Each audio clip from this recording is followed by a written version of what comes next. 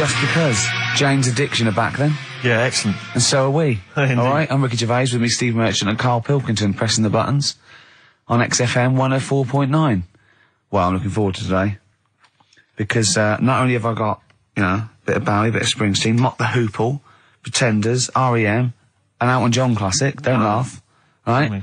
But we've, taken, Dr. Fox's advice and, prepared the show, and I've got a big list here of amusing observations. Coming up after the next record, a funny observation about describing your looks. Brilliant. Alright? Oh, before, just to say, Rick, I just had an email. Beach Buggy, your last chance to see them on Thursday, 5th of June, alright? So, okay. Don't miss out, the Garage, 9:45. It's your last chance, Beach Buggy. Well, I know that must be some people's favourite record, Steve. Well, it's certainly one of mine. Thunder Road, Bruce Springsteen. I won't hear a bad word said against the boss. A lot of people dismiss him, as we said in the past, as being some kind of stadium rocker, but you can't listen to a song like that and not be moved. Surely, Karl. It's alright, yeah. Brilliant. A passionate man. Yeah. What? So, Karl. No, it's right. So, there's certain songs like that was alright. It didn't sound anything... If it wasn't Bruce Springsteen, if someone new came out, saying like that, I'd go, yeah, it's alright. Sure. Do you know what I mean? Yeah. You're a regular Simon Cowell, aren't you? I don't know if I like music as much as I used to now. That's what happens when you work in it, isn't it?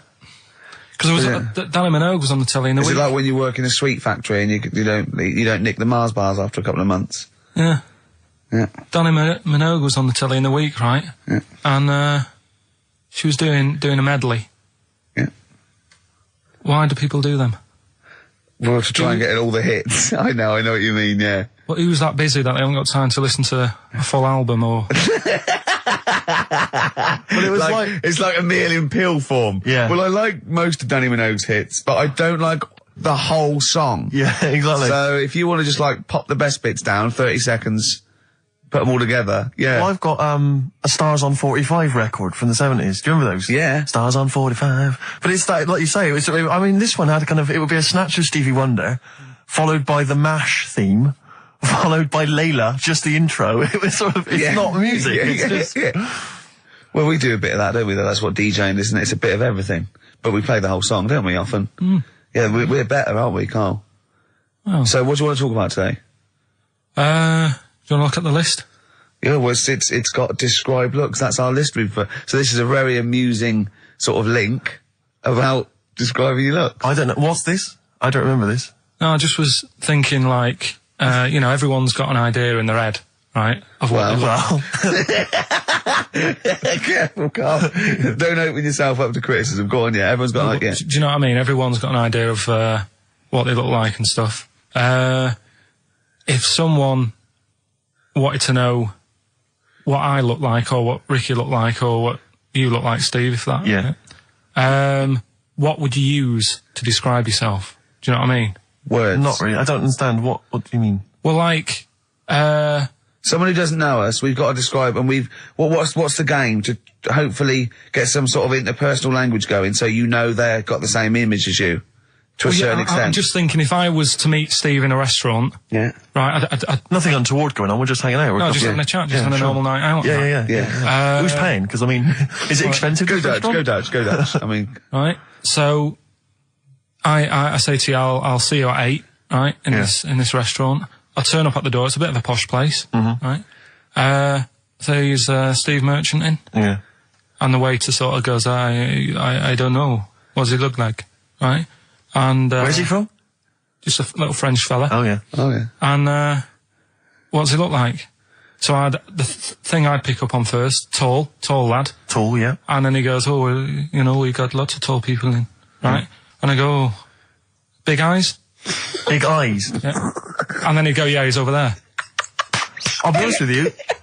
I mean, you can have dinner and you can buy me dinner. I'm not sure you're going to get anywhere with me. If you're slagging me off. No, I'm not slagging you off, though. That's what I'm saying. Yeah. I'm just using what comes to mind when can I just... Tall and big eyes. Can I assume that they know, like... Could I say, like, easiest for me, I'd say, looks like Reg Varney from On the Buses. Would they understand that? Can I use sort of, like, kick references? He's 30-odd, this waiter, so he'll... Yeah, so I go, right. Oh yes, it's Reg Varney is sitting over there. Yeah. So he went German towards the end. See, I describe you more, Rick, I think, as I would imagine, I'd say, have you ever seen that Johnny Vegas on the telly? Yeah. Imagine he was inflatable and he just let out a little bit of air. All right, well, at least that's What nice. Ricky would look like. As opposed to, like, pumping harder. Yeah. Okay, well, describe, Karl I'd describe as, those little red monkeys that you see on wildlife programs, they're in the trees and they scream when they see a leopard or something. I think so. Shave that. Just Right. shave one of those little red monkeys and put some sort of, old sort of Manchester gear on it, maybe. Yeah, you know what I mean? Yeah. An anorak and some baggy jeans. I'd like to see how the waiter would react to that. He's got a picture of a monkey, then he's got a picture he's shaved. So he's got no hair, and then dressed like some kind of Manx scally. There go, he's over there. Yeah, he's over there, Karl's over there. That's what I'd do. Brilliant. So, now coming up the Verve, after that, an amusing link about gay handkerchiefs. Oh, really? Looking forward to this. Lucky Man by the Verve on XFM 104.9. I'm Ricky Gervais with me, Steve Merchant and Karl Pilkington. Karl, what's the problem with gay hankies? You played Bruce Springsteen last week. Yeah. Right? Yeah. And you said he had got a load of trouble on his hands when he had a hanky in his back pocket. Did I say that on air or? Well, we were just saying that famously on the cover of the Born to Run, Born in the USA album, it's just him, isn't it, with just his backside, basically, with a red handkerchief. I wasn't looking. Well, I just... I did it for research purposes, for this amazing link. Yeah, he had a red handkerchief, I think, in his right-hand pocket, and apparently that signifies homosexuality. Apparently, I don't know. Oh, I thought it was which way you take... I don't know. These myths, aren't they? Right, yeah, well, exactly. I don't even know if this is... No, well, I read up about it. Okay. Right. Just research. And it's all sort of, they've got all different coloured hankies. Are they? Right? Yeah. Right. And it depends what pocket you put it in as well. So you've got, like, the different colours, different pockets. Yeah. And sorry, how many variations are there? Different pockets is what? Well, you've got, like, your back pocket, your right back pocket. But what do they mean? What do you mean? Well, what do they signify? You can't just tell us they signify so much. What do they signify? Well, some stuff that we don't really want to talk about, to be honest. What? Sort of stuff that gays are into. Wait. What do you mean? Barbara Streisand records? Yeah, Eurovision. No, like, a couple of the things that were there that I know we can mention. He said something about... I love what he thinks he can't mention. I love it. Decency. What is this? 1956? No, but I mean, it isn't just, having it away. Having it away? I love him! Having it away! You get up to some weird stuff. I love the fact he didn't want to offend, but he's offended a lot more people by saying they get up to some weird stuff. Right. In your opinion? Yeah. What do you mean? No, but don't if there is something that I don't know about that it's like you can't say on the radio. Yeah, I'd rather not. But what do you mean weird stuff? Well, one of them, right? If you've got a red hanky, right? Yeah. In your right pocket. Like Bruce? Yeah. That's exactly what Bruce had, yeah. Right, well, apparently then, Bruce is an armpit freak. An armpit freak? Yeah. No. Really? No.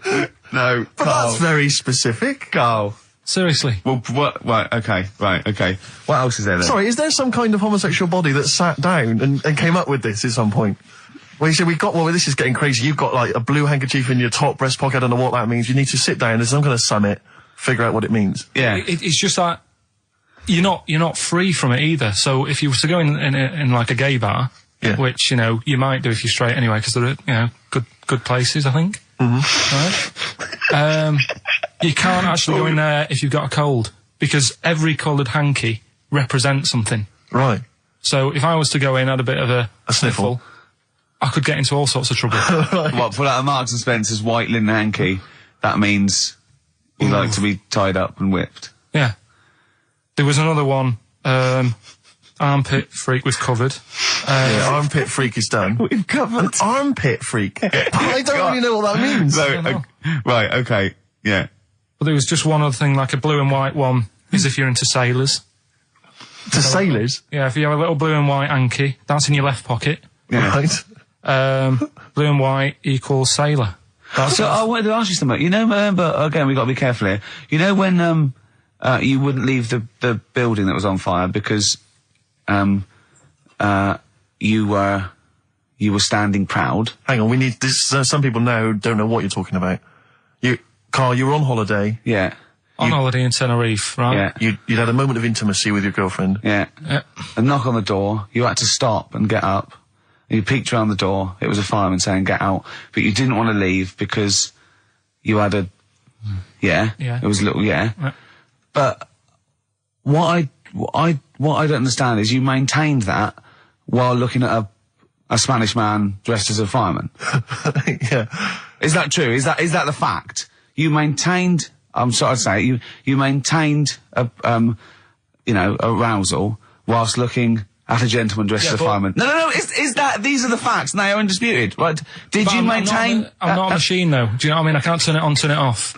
Right? But you were talking, I just thought, talking to a fireman, you'd have probably lost it. I don't know, but you didn't. No, but the other thing was, I mean, I was talking to Suzanne about it again, right? Yeah. She said, what are you talking about that for? Right? I said, oh, it just cropped up, right? Yeah. And the dilemma was, you see, I wanted to try and make sure that it was a proper fire because that was the last condom we had, right? So it would have ruined the night. So Yeah. I didn't want to it was like, well, what's going on? Is it, do we need to get out? Yeah. Is it a proper fire? Yeah. And you, and talking to this man in uniform, what did he look like? Was he good looking? Did he look like Ricky Martin, say? Was he good looking? Was he good looking in his uniform? I can't remember. Can't remember. Did he have a moustache? Better play a record, haven't we? Is this bringing it back? What? You look uncomfortable. What? Did you just switch this on with your hand? The Flaming Lips, and that's Fight Test. Lips and test. Lips Test. On M. We were talking there about homosexual people, and I'm sure we'll move on to other topics. But I just mentioned, I was talking to a friend of mine in the week, Rufus, and he overheard, he pieced together sometimes if you overhear a conversation, you can piece together what's going on. Yeah.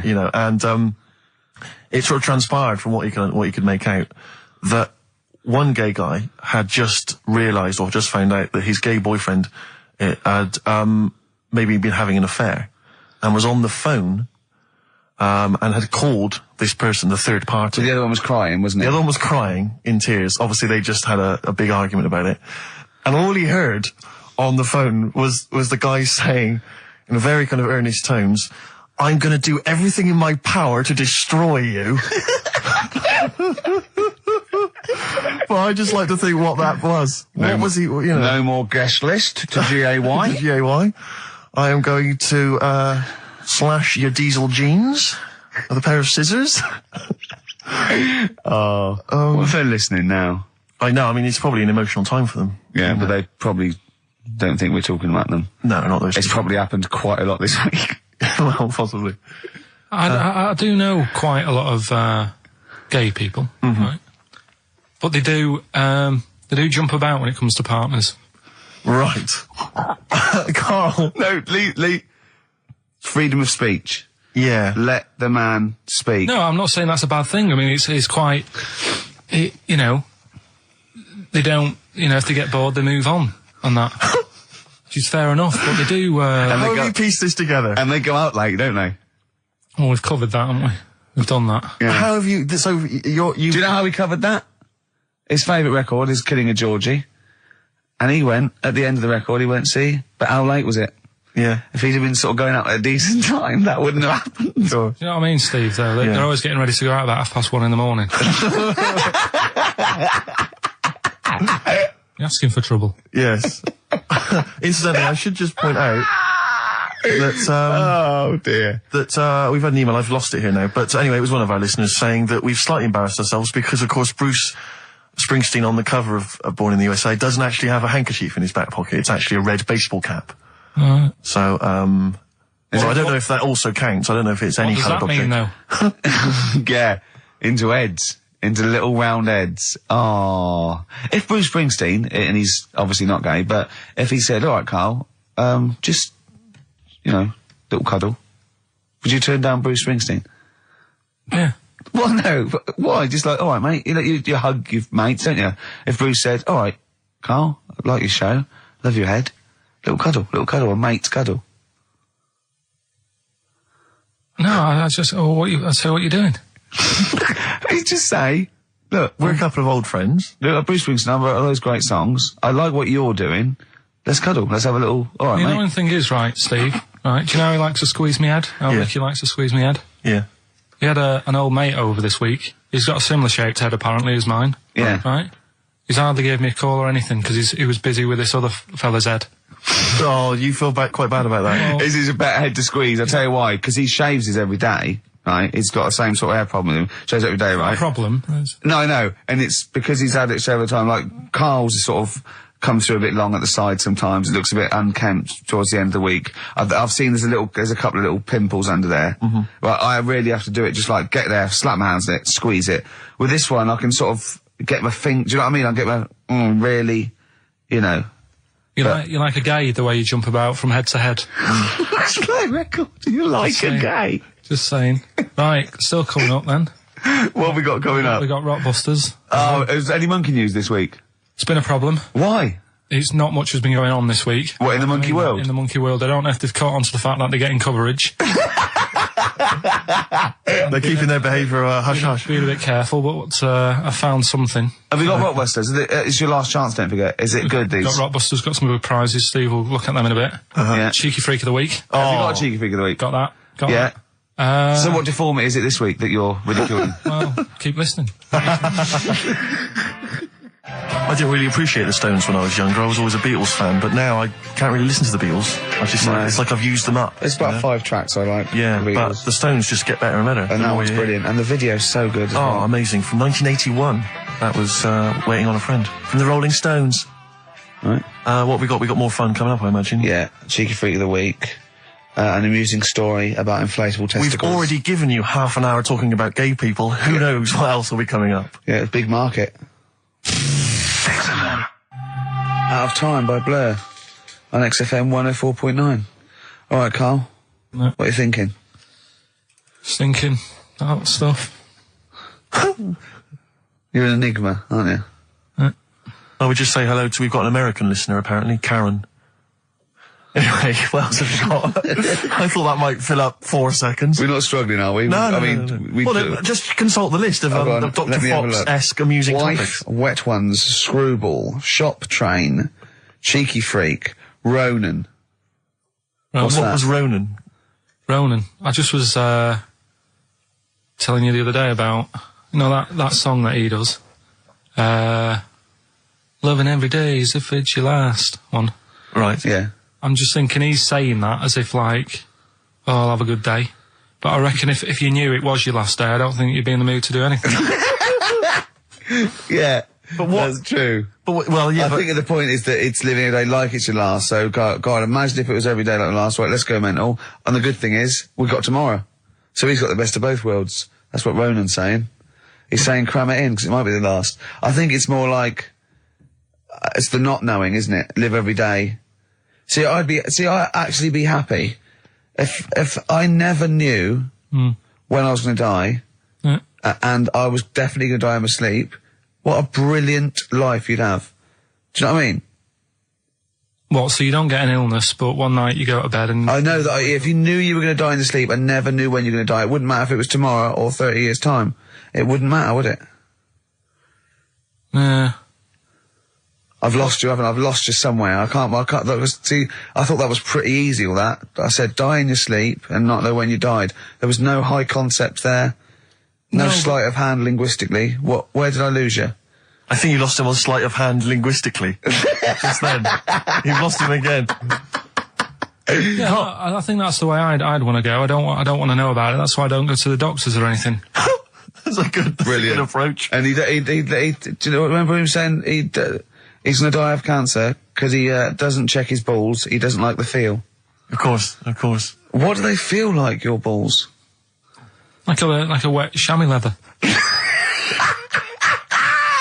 With 2 marbles, 2 kumquats in a wet chamois leather. No, but I just... Why are they wet? Sweaty. No, they're not. I'm just saying smooth.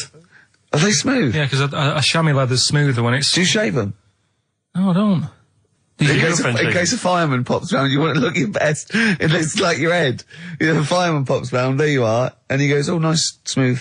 So you never go to the doctors? What even? I don't like it. But if you found some buboes under your arm or something, I'd wait for a bit and I'd say to Suzanne, what do you think of this? just see if it develops into plague. Well, yeah, because you know, don't you? You know, Old bandages around your head. Yeah. And a bell. Yeah. Suzanne, where are you out? Can you get me a bell? Exactly.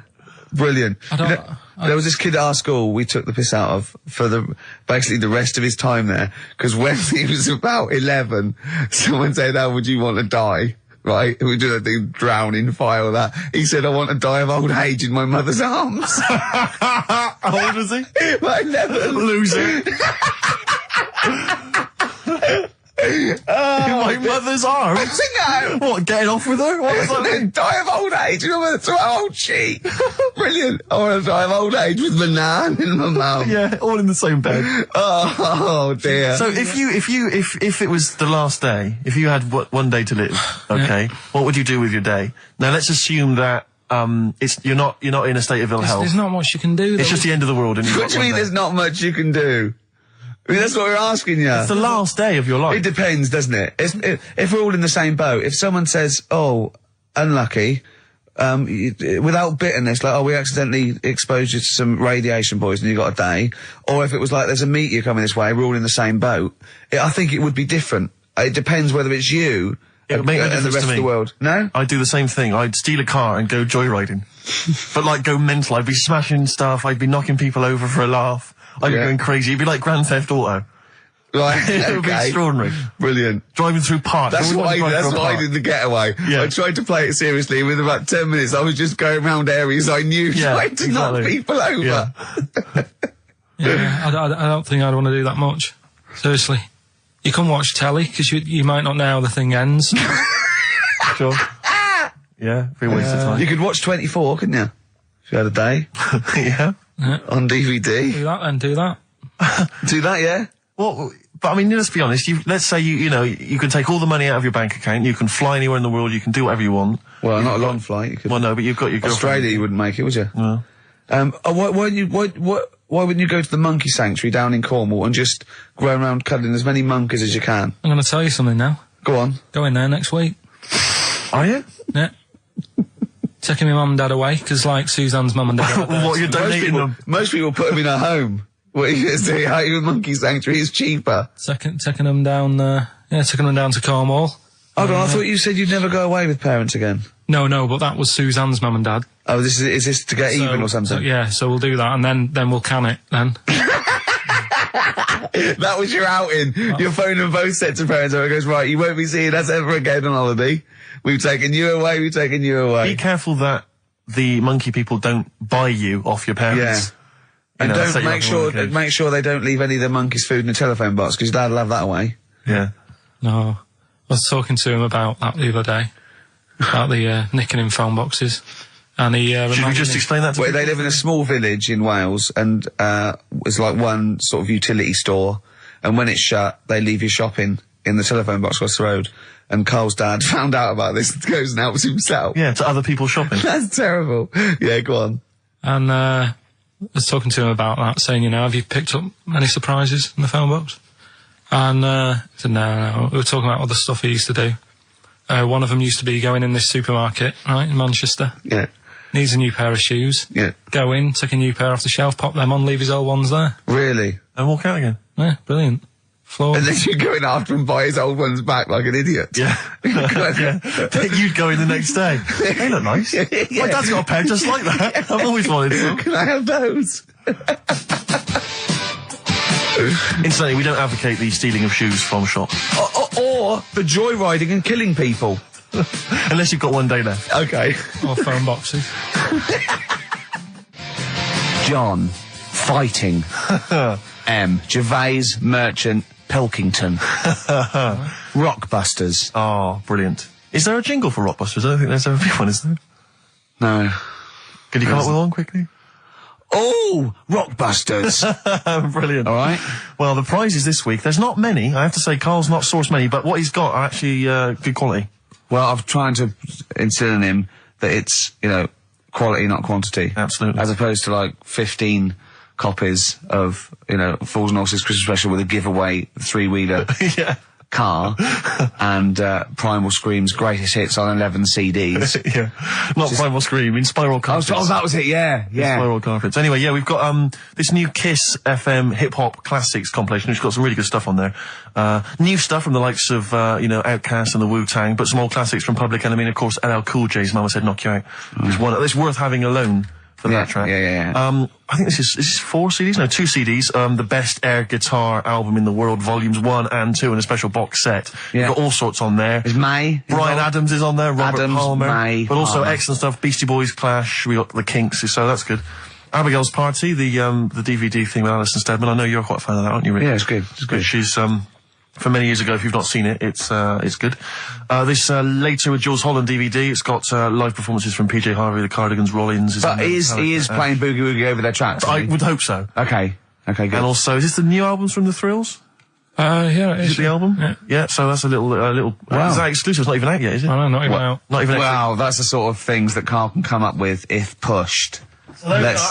It's all about the game, though. It's all about the game. The prizes are just for fun. It's all about the playing the game. Let's see what Karl's come up with this week. This is his last chance. If I ever hear anything like New Odour again, that's the end. Okay. They did get it though, didn't they? So they're working out. They will do it. Just let's have the jingle again. Alright. Oh, Rockbusters. Right, if you haven't heard it before, cryptic clues that make up a band and some initials to help you on your way as well. Right? So, Well, you'd never get it without, but go on. first one, that fella likes sucking on iron. Right? That fella likes sucking on iron. Yeah, the initial M. Right? Okay. That fella likes sucking on iron. Right, that's the first one. Second one, the Jamaican fella spots a boat. Oh, God. Say that again. The Jamaican fella spots a boat. Spots a boat. Yeah. Right. The Jamaican fella spots a boat. Yeah, that's right, yeah. All right. Initial D. D. D. Okay. D. All right. And the last one, do you want a game of tug of war? Well, it's up to you. You own it. Right? Interesting. I've just got number 2. Right. Do you want... Oh, God. Right, the go third on. one, do you want a game of tug of war? Well, it's up to you. You own it. And what's the initial? E. All of them again, quickly. Right, so the first one, that fella likes sucking on iron. That's M. Second one, Jamaican fella spots a boat. Right, that's D. And the last one, do you want a game of tug of war? Well, it's up to you. It's, you own it. Right? This is it like it's a whole story by the end. That's E. Ricky.gervais@xfm.co.uk. Please don't phone Email in. only. Email him. We cannot be bothered to answer the phone. Ricky.gervais@xfm.co.uk. Brilliant. White striped. Excellent. Forthcoming single from the White Stripes, I Just Don't Know What to Do With Myself. Worth checking out the webcam. Ricky's made Karl some kind of... I don't know, how would you describe that? I don't know, it's like a new thing. It's sort of like a scarf, sort of bandana. I just invented it. I don't know what it's called. Talk us through it, if you would. Well, all it is, it's a length of toilet paper, but you can use silk, whatever thing, and you just put it round his neck, and then round the back, and up over the ears, and tied to a little bow jauntily on the side.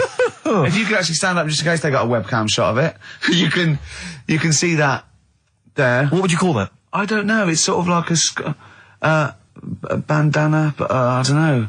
Neckadana, neck chief. A neckadana? Bandana chief. A Karl chief. Yeah, I don't know. Well, we'll be marketing those if anyone's listening. Yeah. So, And would you do them in a variety of different colours for gay people? Red Hot Chili Peppers, Universally Speaking on XFM 104.9. Well, halfway through, Steve. I'm Ricky Gervais.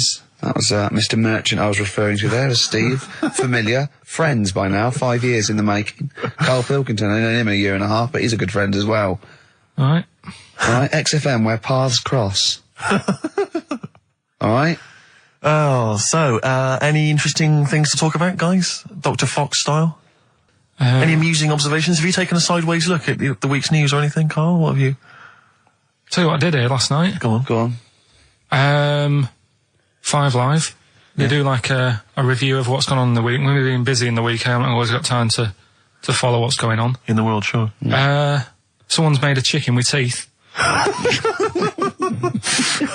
For what reason? Don't know, because they can. Just because they can. And like So it chooses food. Yeah. they had a few guests saying, well, where will it all end? So you sure you weren't watching a Wallace and Gromit video? No, seriously, right? They're doing it. They're a chicken with teeth. Why would they spend millions researching? What do you mean they've got a chicken with teeth? What do you mean there's a chicken with teeth? Sounds mad, doesn't it? What are you talking about, Karl? That's what they've done. Do you know, like... Why? I don't know. They're just messing with science and that, and that's what the people were saying. Why are you doing that? Do you know what I mean? Where will it start? What's the next thing? They did the sheep. They did the cloning. Right? The rat with an ear on its back. Did that. Can hear a cat coming, can't it? What else were they talking about? They were talking about that sheep again, that cloning one. Yeah, Dolly the sheep. Do you think it's that clever? Well, they do all look the same anyway. What's it got to do with its cleverness? The fact that being cloned, is it, do you think that's a good thing? He doesn't think it's that impressive because they look the same anyway. Right. They could have just put any sheep in there and go, look, they're the same. Yeah. Brilliant. So there was a programme, people were talking about What are you talking about, a chicken with teeth? It was the latest news. It was like all about the war and that, and I was like, yeah. And then it's a chicken with teeth and saying, hang on. Your ears perked up. Yeah, you didn't hear anything about the war, did you? That was like, they might have been speaking French, or just like whistles. And now, story about a chicken with teeth. Yeah.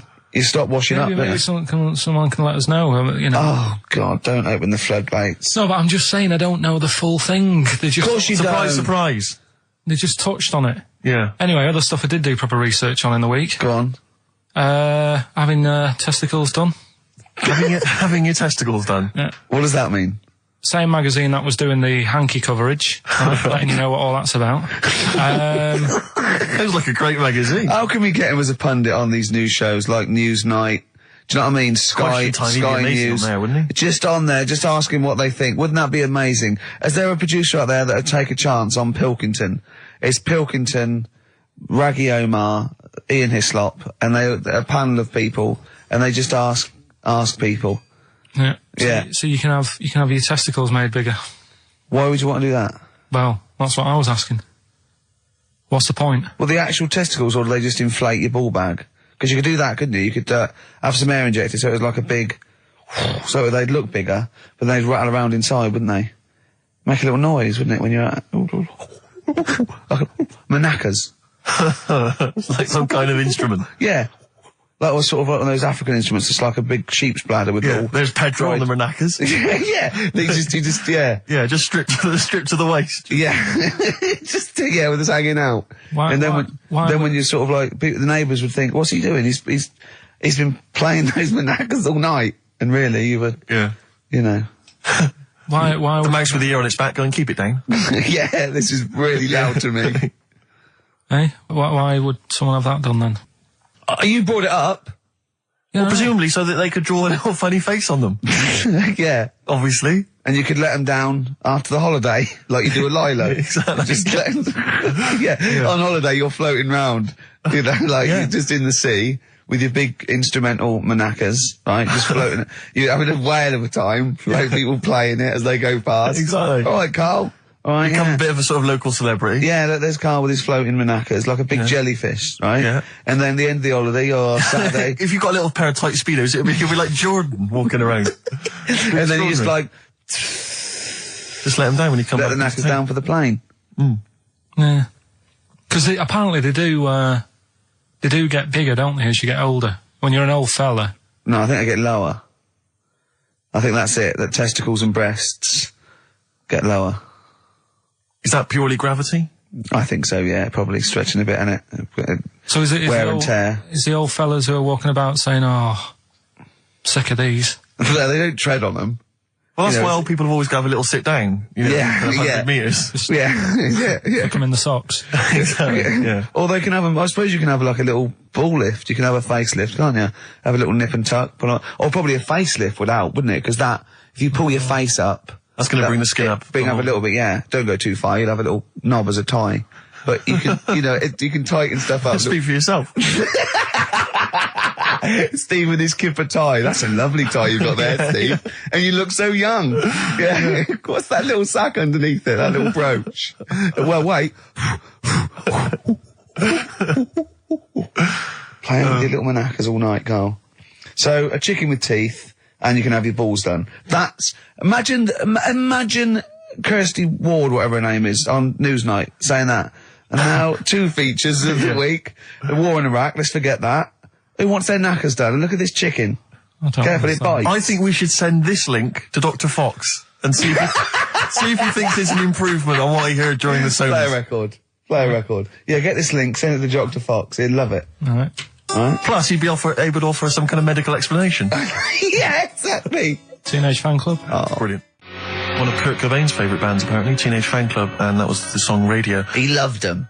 We've just had an email here. It says apparently they created the chicken with the teeth in order to prove that DNA can be reverse stimulated. The theory being that if you can revert chickens to a state in which it has teeth, I don't know if it ever had teeth, you can alter someone's DNA to stop them going bald, Karl. Did they mean that because birds came from reptiles that had teeth, outcrops, and then changed into a beak or whatever, that they revert, I don't understand, they revert DNA. I mean, there's not quite enough science here for me to be able to answer it in detail. Well, not for us maybe, but I think Karl's probably grasped it. What do you think that means, Karl? Yeah. What does he say? Okay, moving on. Ah, dear. Oh. Life's too short. What else is there? Have you got a monkey news coming up soon? Like I say, it's been a struggle. We'll do that. We'll do, Cheeky Freak of the Week. Do you want to? Oh, definitely. Should we do Cheeky Freak of the Week? Cheeky Freak of the I Week? can't wait. I'll always do these. I'd start off with these. Alright, well, let's have the jingle for Cheeky Freak of the Week. Oh, no. Do you remember it? No. I remember it. Oh, Cheeky Freak of the Week. Brilliant. Something like that? I want some more though, because that was slightly half-high. Oh, Cheeky Freak of the Week. Excellent. Right. This, we're going back again. Yeah, 17th century? Well, it was 1829, right? Oh, I'm impressed. Now, the problem is with Cheeky Freak of the Week. Not so much the week, is it, if you're going back to 1829? Well... Not even of the century. You haven't even done Cheeky Freak of the century. There's... What's the problem with Cheeky Freak of the Week? Just because... Other than the sort of moral implications. Yeah. Well, last week, it was a fellow with 2 heads. Yeah. We've done Siamese twins. It's Siamese twins again. Oh, No, it was Siamese again. twins. It wasn't a fellow with 2 heads last week. It was Siamese twins. Conjoined twins, sorry. They're 2 different people. This is what I'm telling you. But this is the problem. They're going to crop up quite a lot just because they've got double a chance. Alright? Oh, please don't write in and complain. He knows not what he does. You understand, don't you? Karl will actually feature one day in this section. Yeah. So, right, go on, Well, Karl. we're going back to 1829. Yeah. All the way back there to It's a 1829. retro conjoined twin link. A couple of guys set up a business. They were called Chang and Ang. Oh, they're the first. That's why they were called Siamese twins, because they wasn't that what it was based on? Those 2, Chang and Ang. Was it? The original, yeah. That's why they're called Siamese twins, because I think they were Siamese. So these are the first ones. Well, not the first ones, but they're the ones that got to fame, I think, and why people started calling them. People started calling them conjoined twins, Siamese twins. I think I'm right there. Anyway. Good. Well, the sort of set up business, sort of going around the US Well, both of them. and Europe, yeah. Yeah. And what they used to do, people were amazed by it anyway. But Yeah. people wanted to know how they get through life doing certain things that you think about. When you think about Siamese twins, you think about, how do you get through a day like that? Yeah. And the thing that cropped up the most with people was how they take a bath. So they used to go on tour around the US and Europe and sit in a bath, have a wash and that. And Did they ever wash each other by mistake? They go, oh, that ends there. That ends there. Like those things in supermarkets. They put one of those down. We go, oh. What do you mean? Put that there. What do you mean? You know the things on the conveyor belt? The little dividers. Yeah. They wind me up, those dividers. Sorry, I was a complete tangent, but for some reason, it's my own psychosis, but I get so annoyed if I'm in a supermarket, I've got my shopping, I'm just about to get served, and you can always see there are certain people who stand behind you getting edgy, itchy, worried that I'm not going to put the divider down to separate my shopping from theirs. It's like they're terrified that I'm somehow going to deliberately pay for their shopping. Sneaking their onion. Yeah. Oh, I didn't get an onion, I'll have that. And it's just, but what annoys me is it's not so much that, obviously it's a practical thing, it's the fact that they get a little bit edgy. You can actually see, certainly kind of, dare I say it, certain breed of woman and a certain breed of fella will just get a little bit itchy, a little bit edgy, and they just look at you, can just see them sweating, especially if they can't reach. I just lean over and do it myself. Well, I know, but the thing is that it's like they almost feel that they ought to wait for me to do it, as though somehow it's my obligation. And it just for some reason, I know it's ludicrous, but it really annoys me, and I actually deliberately don't put the divider down just to see them sweat. I like the way that they're actually quite well made. There's some that are brass with like a felt bottom. Yeah. Like you really care. Like a twig would do, wouldn't it? You know what I mean? But I just leave a slight gap. And then when it gets to when the woman's putting it through the till or the guy, I just say, that's my stuff. Do you ever look at other people shopping and go, oh, I should have got that? Often. Oh, yeah. That's annoying. I'll tell you what it is, it's the same thing, and again, it's my psychosis. When people, if you're on a bus or a train, and we're pulling into the stop, but there's a good, kind of 35 seconds before we're actually going to come to a halt, they leap up, and they're straight by the door. Yeah. But it's this fear that they're going to miss out. Oh my God, what if I fell over now and broke my ankle? I'd never get out. To be fair, I've never had that commuter's worry. I've never commuted, but every second counts, doesn't it? Because you miss a train, it can make a difference of half an hour. So that's why commuters literally run to get their connections. But the thing is that with a bus, there's often there'll be people who are sat right next to the exit will get up and stand up for a while, waiting to get out. It just, again, I'm not saying it's not, it makes perfect sense to them. It's my psychosis. They're going to be mowed down in the streets. They will just be a few of the You're going to be in a lovely Chrysler. Exactly. Yeah. Well, I will be going straight through a branch of Waitrose. Yeah. Taking people out in the we do not condone going through Waitrose in a Chrysler. In a car.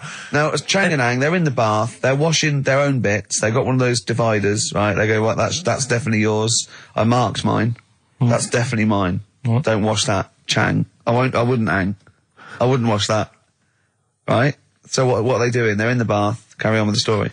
That's about it, really. I mean, that's the fact that people... So, two little Oriental fellas joined in the hip, had a bath. No. That's your story. No, they didn't have a bath. They they must have done some sort of research, right? Who? Changanang, right? And they said, well, what do people want to see? Isn't that a Bay City Rollers song? But it's an idea that people have queued up. They've paid their money. They're in a tent. They go, well, I hear they're going to have a bath. They're going to have a bath. Two Siamese people have a bath. How would they possibly do it? Well, I've heard they get into a bath. But that's I don't know they what's wanted exciting. to see them nude and where the join was. No. More than how do you get in the bath? I don't know. They just that's what they picked. They said, what would be good to see? What do you want to see them do? Having a bath. How'd you get into trousers? Was there Exactly. This is all part of it, and that's why they picked having a bath. This is all part of it. Well, they want you to get dressed afterwards. Yeah. Who was the best out of Changanang? Who was your favourite? They both look the same, to be honest. There's a surprise. One was a short ginger woman. Oh dear. Is there anything what would be better than having a bath for you when you've seen them? What would sort of make you go, oh, I wonder? One of them pulling and the other one going home alone. Yeah. I go, look, she's definitely up for it. I'm taking her home and go, oh, what am I going to do? Can I watch? Definitely not. Definitely not. Look, you go to bed. I want to wine and dine her. But if he's got back to their place and they're going at Hammer and Tongs, but are you saying one of them? No, Hammer and Tongs were their cousins. Right. They lived miles away. Yeah. If one of them gets knackered, can the other one take over? God, I think we play a record. That annoys me. What? That sort of being at it all night.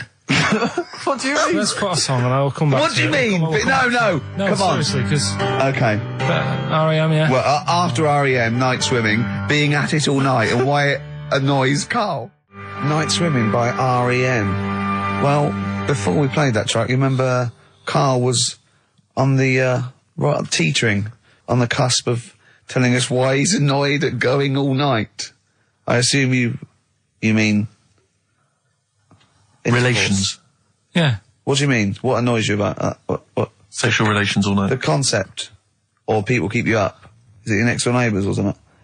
No, just that thing of people who say, "Oh, was that it all night last night?" Who says that to you? You know, lads who think they're, they think they're a bit of a lad and think that means it's good. What, like Sting and his tantric sex? Sting. Yeah. Well, to be fair, it goes for 8 hours, but only 3 minutes of that is going for it. The other sort of, 7 and a bit is sort of laying next to each other, isn't it? Right. Or sometimes in a different room. Yeah. Yeah. Is that why it's called Sting? Hey? Well, if you're at it all night, bet it. He's gonna sting. So what's your problem with this notion of going at it all night? It's just that thing of, get it done right the first time. Do you know what I mean? Get it done. Yeah, get in, get out like the SAS. Once you've done it, you've done. You know what I mean? Yeah, no fanning around. No messing about.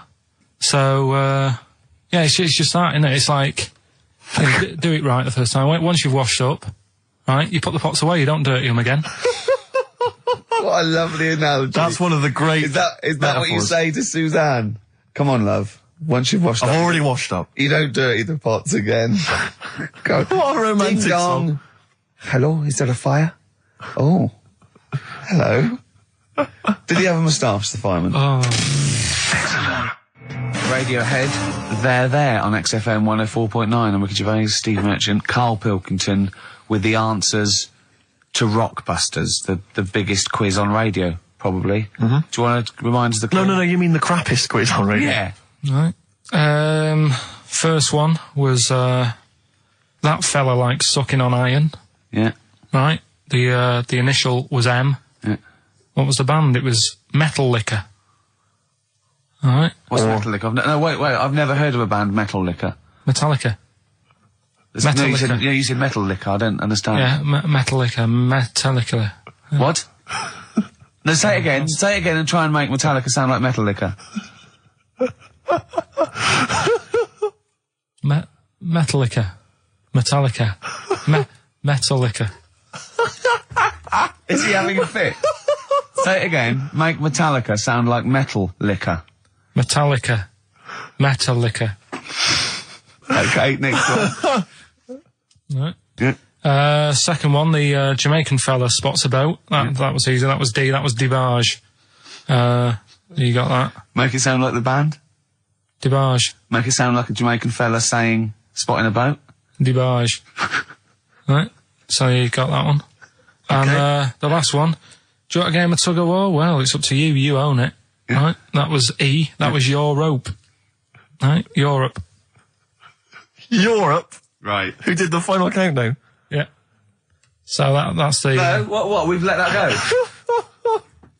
That's the 3 answers for this week. Who's the winner, Steve? Well, again, I mean, there are lots and lots of people who got it right, Rick. So I don't know if it's just us that think this is rubbish. Right. But, who's the winner? Well, I'm always a fan of people with just something, a name, I don't know, that maybe tickles me. Yeah. And sadly, I did want to give it to, I wanted to give it to Daniel Jowett. Because for some reason, Danny Jowett. We're going to start. But sadly, I just realised he got it wrong, so I'm going to give it to a different Dan. So not only did you ridicule his name, he's not even getting the prizes. But better luck next time, Danny Jowett. Instead, I'm giving it to Dan Mason of Ilford. So he got them right, and he wins those prizes. All right. Well. Okay. More of that next week. I mean, what do we think? We'll do it next week then. Yeah. Again. Okay. What are you doing now? Got a record or what's that? Hoople. But I'm not the Hoople. Oh, it's a Hoople. Yeah. The Hoopsters. Monkey News? Next. All right. Not the Hoople. Roll Away the Stone. Classic little ditty on XFM 104.9. Right? Play the jingle. Oh, is it? Is it it? Brilliant. Oh, chimpanzee that Monkey News extra. Well, Is there Monkey News? I'll tell you what, I've been having a bit of a problem this week. Why? It's just been a struggle. Normally, I can come into work on a Monday and there'll be something that's happened over the Saturday, over the Sunday night. Do you know what I mean? Over the weekend, the monkeys have done something. Been very quiet. I thought I'll be alright. Let's see how the week goes on. I don't know if they've caught on to the fact that we're giving this coverage now, or I don't understand. Normally people are emailing me stuff all the time about monkeys. Been very quiet week. Been checking, I was looking in books last night and stuff. Is there any monkey news? I've got some, but just because it's not that good, something else I found out that I thought I'd share with you. Go on. I was looking in the Guinness Book of Records, right, because I thought they'll have something in there about monkeys or something, right?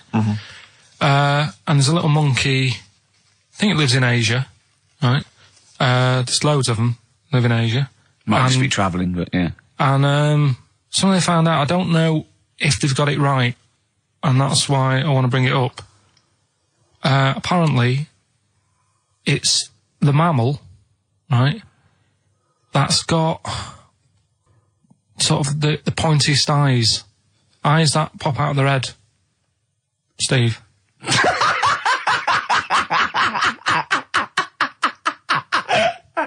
Now,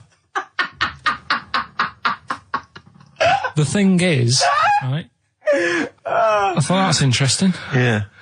Apparently, it's the biggest with the sort of goggle eye type thing. Right, yeah, go on. Apparently, they come out of their head 1.6 centimetres. 1.6 centimetres? What, you mean they protrude? Yeah. They protrude from the head at 1.6. Okay. What? How long? Have you got a ruler, Rick? 1.6. He's having a go. I'd say I'd be a little bit annoyed if the monkeys beat me. Well, I don't think it has. That's what I'm hoping. Is there anything we can... I mean, what's 1.6? Oh, can you... It's about... Drop your trousers. It's, about 3/4 of an inch. What do you think? I don't know. Have they got it right, or what? Maybe I should come down to Monkey World with you next week. So anyway, so that's not the monkey news, that's just something that cropped up and... Sure. I do know once, when we were playing pool in the office, I think Lucy was your partner. Yeah. It was me and Ash versus you and Lucy. And you were having trouble because his glasses kept slipping down. So Lucy pushed his glasses up his nose, but the glasses touched his eye.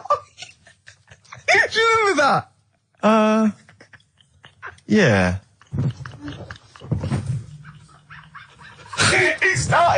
He started it. Well, you're the one who joined in. No, I know, and I feel bad now. Yeah. He makes me nervous when he goes, yeah. It's like, play a record. No, I'm just trying to think about which part of your fat, middle-aged physique I can pick on. The tits would be a good Yeah, start. yeah. Oh, the belly. Sure. Oh, what do you think of that? Oh, that's... What is that? Play a record.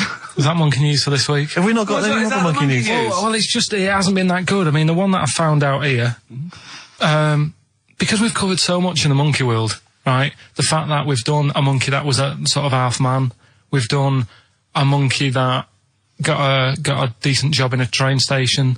Can you think of any of the other? Well, that's just some of the great monkey news from the past. That's what I mean. So that's what you got to compete with. So even though this is quite amazing, Just tell us. another monkey's got married.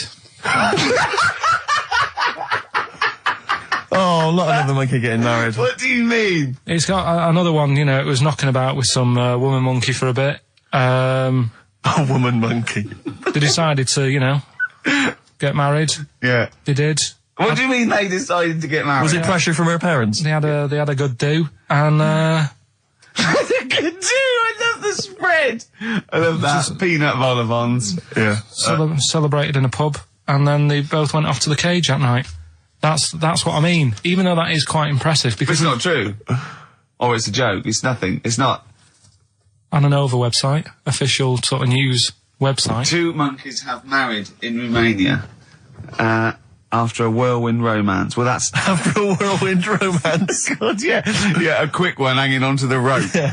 Yeah. She was in the tyre. Yeah. He saw it. Yeah. He went, "Have a go at that." They go, "We got to marry her now." Yeah. Her parents came in and said, "Did you just shag my He was in daughter a zoo twice?" knocking one off. She went, "I can do that for you." Yeah. Guests say the monkey bridegroom was scared by the number of people attending the wedding and refused to get out of his cage. So his bride was, Not bloody Hello Magazine again. No, it was no. I think it was like last minute nerves. Right, like right, you know, legit, I'm yeah, single second now. thoughts. It's like it's the big step. Yeah. But his bride enjoyed every minute of it. She was loving it. Yeah, she sure, looked lovely, by the sure. way. She looked lovely. Yeah. Did she? Oh, good. Reports she only appeared to have problems with her veil and dress. Do you see? This is the guest. I hope they didn't ruin it like Anthea Turner and maybe get sort of sponsorship PG tips or something. Totally, with strong plum brandy, so they got them drunk as well. So they carried on the celebrations at the pub, and the bride was taken to her new husband's cage at night. I apologise. Play a record. I'll tell you what winds me up. What? Monkeys getting married. I know. And I'm not getting any action. And I got bigger eyes. Little by little. Oasis on XFM 104.9. Well, that's the show. Ricky Gervais, Steve Merchant, and Karl Pilkington. Karl, do you think it was a good show today? It was alright, wasn't it? With some, What do you think good moments, the loyal listener has gotten from today's show? What do you think that we've added to the world? well, I think they know what they've got, right? But if someone's just tuned in, I can tell them they've missed out on some good stuff. They've missed out on, Chang and Ang. Yeah. They're the two who are the one who invented, the ones who invented, the Siamese twin thing. Yeah, that's it. They invented it. Yeah. You've got, you've had like How We'd Spend Our Last Day. Yeah. Right? Running people over. Chicken with Teeth. Oh, he says it like, there's no other show that could give you all this. Yeah, go on. Gay Yankees. We've done that. Yeah, No one will be having a problem there tonight. yeah. Another monkey marriage. Another Another it one. sounds like the end of the news. Yeah. You know what I mean? The headlines on Sky News, and headlines and another monkey marriage in Romania. If you've thought about having your testicles bigger, Yeah, we've sort of covered that. yeah. And the monkey that had big eyes. Yeah. If it's listening, its position might not be safe in the Guinness Book of Records. And of course, Karl stays hard by looking at firemen. Indeed, we've also learnt that. Well, that's not true. Well, you did. Yeah. All we know is that you saw a fireman and it didn't seem to affect your erection.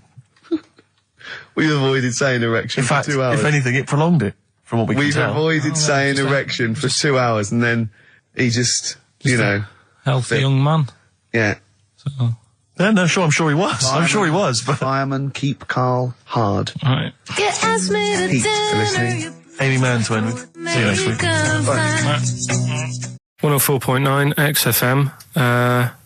You alright? This is Karl, producer of Ricky Gervais and Steve Merchant. They're not about today. Ricky's on holiday. Steve couldn't be bothered. So I'm left here with all the DATs. That's a digital audio tape of all the shows they've done since they've been here over the last, I don't know, year and a half or something. So we'll play you some of the best bits. Alright, so here's the first bit. Here's a problem that someone's emailed in. We're taking emails today. If you've got a problem, a concern, or, just a general query that you think Karl could answer for you. It could be about anything. It could be about some of the big kind of philosophical questions. Yeah. It could be something to do with war or famine, anything like that. Or it could just be a personal dilemma, something that's happening locally. Anyway, this seems one that I think you and your father have probably come across this sort of dilemma in the past. And I'd be interested to know what your take is on it. Let me see. This is from Lee Matthews by the look of it. He says, he lives in a suburban area where the local teenagers also live on the same road, and they're running riot. They're smashing wing mirrors off the cars. They're crashing into parked cars on their skateboards. And they're just generally making mayhem, night and day. What can he do to stop this going on? The parents of the kids don't seem to give a damn. Anyone who complains to them, they just say, "Oh, piss off."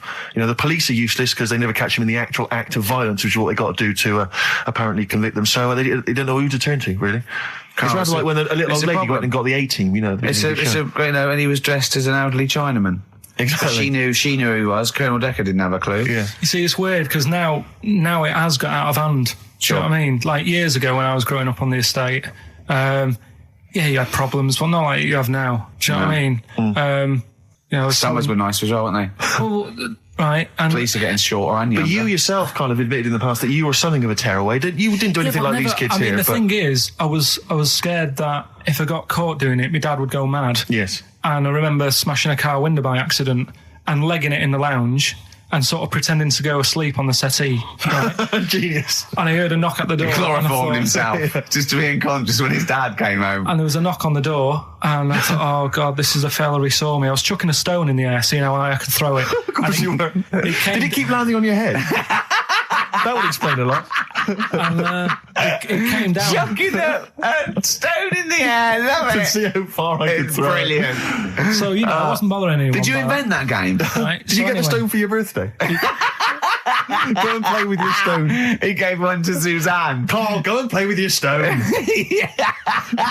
The thing is, right, and it came down at a funny angle, and Of course it did. It ate the back of this car, and the back window is the most expensive because it has that heating thing in it. Yeah. In case you got a frosty window. Yeah. So I thought, oh God.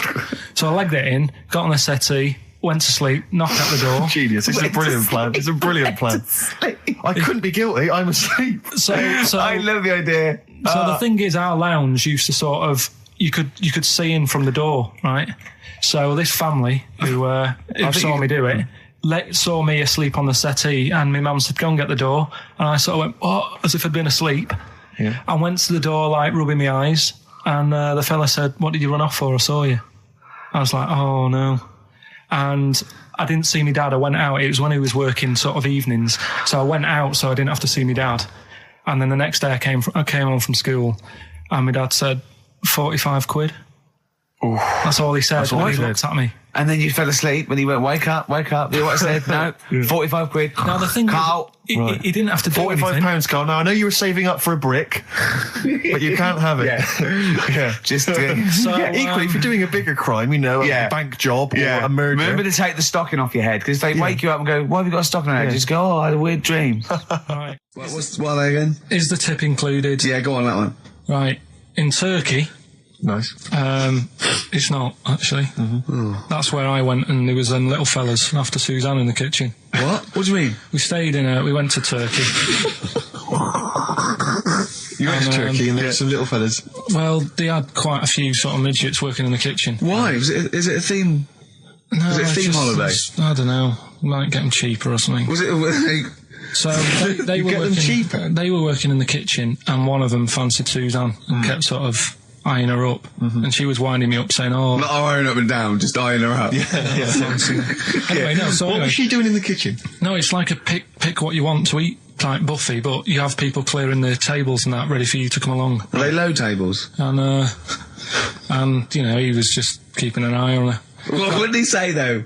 Was he? did he What make was he? this Was he? clear? It was Was Turkish, so I don't know what he was saying. but he was. He was. Little fella, yeah, Did he talk What do you to mean, her? a little fella? What do you mean, little fella? sort of dwarf-like. What do you mean, dwarf? Like he had magic powers, or he was 4 foot? No, What do you just mean, A Carl? little bloke, just like a normal bloke, but small. If you stood him in the desert, you wouldn't know.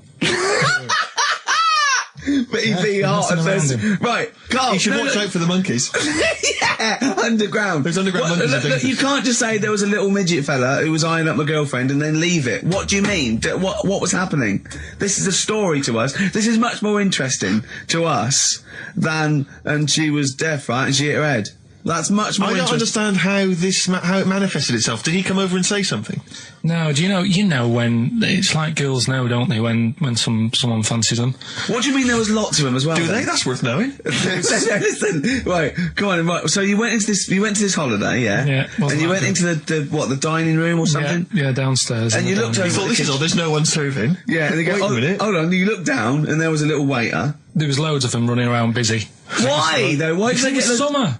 What do you mean? Because it was Loads of them. summer. They had more of them They on. come out in summer. They come out in summer. What do you mean they had more... What do you mean? Because it's busy, isn't it? no, but they Summer. hibernate in the Why winter. were they all midgets? I don't know, maybe it doesn't heat stunt your growth or something. No! Well, they just happened to, maybe it was a thing that they did for tourists or something, I don't know. I just got on with my meal. It was a holiday, do you know what I mean? God. Right, So it's a midget serving. I'm not going to ask any questions. Right, okay, yeah. So they're all little fellas running around, and this one always was like, oh, do you want a new serviette? You know what I mean? Going out of his way to sort of... for turning on the charm. Yeah, he was going out of his way. The others weren't. Right. I think what was happening is he'd been working with Santa all the winter. Yeah. This is sort of little summer break. This one He was hadn't your seen a girl. waiter, and so he was being polite to you. Maybe. But what did Suzanne say then? Well, she was using it to wind me up. What was she saying? Oh, he's... Oh, just like, look. He may be small, but he's built like a... Yeah, he's all man. So... Were you jealous of a midget then? You were jealous of him? It is a bit annoying, isn't it? Why? It wouldn't bother me as much now, because I've been with her for ages. Right. But at the time, that might have been one of our first holidays, and it's like... You don't want to be what's going on? I paid for this holiday. Yeah. And then you get off with a midget? Yeah. Oh. So anyway... But it doesn't matter, because you got chatted by a bearded lady. So. yeah. Tell you what, no, that's got nothing to do with that. What were you going to say? What were you going to say? I was going to say the hotel was half board, and maybe... Oh, right. I thought you were going to say it's just one of her shortcomings. So listen, right? Play a record. He said these, oh God, it's like a child or a cat when it's confused. He went, Steve reckons in ancient Greece, right, it was better to shag a bloke than a woman. And I went, well, yeah. I mean, that's about the male being sort of a first-class citizen, much better, wasn't it? An aspiration the to point sleep with a was, Karl, beautiful man than a beautiful woman. Women were lower-class citizens, so therefore men were seen as higher class. So to have sexual relations with a man, there was no shame in that. No. In fact, it was looked upon And as I a said, good well, ancient Rome. I said, Nero, he'd sit in his big jacuzzi and he used to get, pretty boy men to just go into the water and just nibble at his testicles while he was having a watch. He didn't do that. He did. No. Yeah. And he's not a gay fella. No, well, no. I mean, I don't know about Nero, but I mean, it wasn't a case of a big delineation between what was heterosexual and what was gay. It was just, whatever you... So what did this fella do then? This one who's having his... Well, he was pretty much top boy, Nero, for a while. He was in charge. And, and you did what you're told. If Caesar or... But why were people going round there? Why didn't they go, oh... No, they weren't dropping in. It wasn't like the door was opening. I was going to see what Nero's doing. You'd have probably been like a delivery boy or a stable boy or something, and you'd have popped round there and you'd have gone, there, right, Nero, as the tablets of stone you wanted. And they go, Pilkington, why you are here? Pop under... I don't know why he's French. What is that? I don't know why he's French. Just pop under the water and nibble at my testicles and you'd have done it. Because he was Nero. I wouldn't. You would have. There's no way I would have done. Yeah, well, you would What have. have I done? I've dropped a pizza off. Yeah, you why put am I around to there? Nero's place with pizza. Right. Right, I'd say I've done my job. Right? Yeah. That's not the sort of tip I wanted. No, he'd have said, get the little baldy chap to nibble at my testicles, and you'd have been under the water. I wouldn't have done it. No, Well, you I hadn't put my head done under it. You water. hadn't done it, right. No, I wouldn't have done it, Can I just say this, Steve? Not only would you be nibbling at his testicles, you'd have been going mad. You'd have been noshing him just for extra. You'd have been doing everything he wanted. You'd have been going, he'd have gone, I didn't ask you to do that. You'd have been going mental. They'd have been chewing, slurping, smacking, poking. You'd have chopped, you'd have gnawed his packet off. You'd think you were eating Walker's crisps. There'd be bubbles, there'd be flood. Oh, it'd be horrible. Alright, this is Karl, the producer of Ricky Gervais and Stephen Merchant on XFM 104.9. We're playing out some of the best bits. Hope you're enjoying it. Here's another one. Last week when I did Do We Need 'Em, do you know when I called up one of the museums, a science museum? Yeah, are you talking to me? Yeah, I'm just saying, I wanted to tell you before when the song was on, but you're so busy listening to it. Yeah, was I so busy listening to a song I was playing? Yeah, but we're doing a radio show, aren't we? All right, what's your point? Well, I just wanted to say, she emailed in to say I got her name wrong, so I'm just apologising for that. What did you call her? I think I called her Jessica. What was her name? I don't know, I've got it on email somewhere. This is not an apology. No, I'm You've just got saying... it wrong You've again! not even said her real name. How is that an apology? Well, I remember, I read the email, so, yeah, I Who are you apologising to? I think her name's Jackie, I think. Oh, you've got it wrong again, haven't you? Well, anyway, and she just said if you want to see dinosaurs and that, go to the museum. You were complaining about that as well, weren't you? You went to a museum and there was too many dinosaurs. He said you just need 4. No, well, Steve, have you been to the one in Knightsbridge? I think this so. one that I called up, right? It's nice. You go in, you get a good collection of stuff. You walk in, there's 3 or 4 dinosaurs. You've had enough, right? I went into New York, right? I went to the museum there, hundreds of them. You can't move for dinosaurs. Yeah. It's almost like they're responsible for them being extinct. There's loads of them. So all I'm saying is, if you want to see a dinosaur, go to the one near Knightsbridge. They've got a nice selection, some old vases and stuff. It's worth going. So some people emailed in the songs with stories in it. One of them was Babushka, and he went, "What's that?" And I went, "That's Katie Bush." I went, "What is it?" I said, "Oh, it's about a woman who dresses up as another woman and seduces her husband." He went, "They wouldn't work." Just dismissed it like that. Why do you think it would work? because you'd know. I mean, say like right, Suzanne, right, who I go out with, right? She can see me from, say, if I'm coming down the high street. Yeah. She knows it's me by the way I walk. Right. So just the fact that this woman went and put a wig on, there is no... You haven't even heard the song! I know, but you're saying that she put a disguise on and he's like, oh, I fancy her, and he takes her out and he doesn't know it's his missus. You're not buying it. I mean, I'm controlling this. Whereas the flea with your brain going to Glasgow, perfect sense. Yeah, babushka, rubbish. Karl, can we have the tomato story after the next tune? Yeah. Bit of Coldplay. Yeah, love it. Yeah. I was watching. Did you watch The Mammals in the week? No, David Attenborough. No. I was thinking actually, right, all this MTV stuff. If there's one reason why I'd like to do it, is I was watching Attenborough, the Mammals programme. I reckon I could do something like that. Right. And just have like me instead of Attenborough, like a young sort of fresh person, watching like certain animals and saying, "Do we need these?" Do you know what I mean?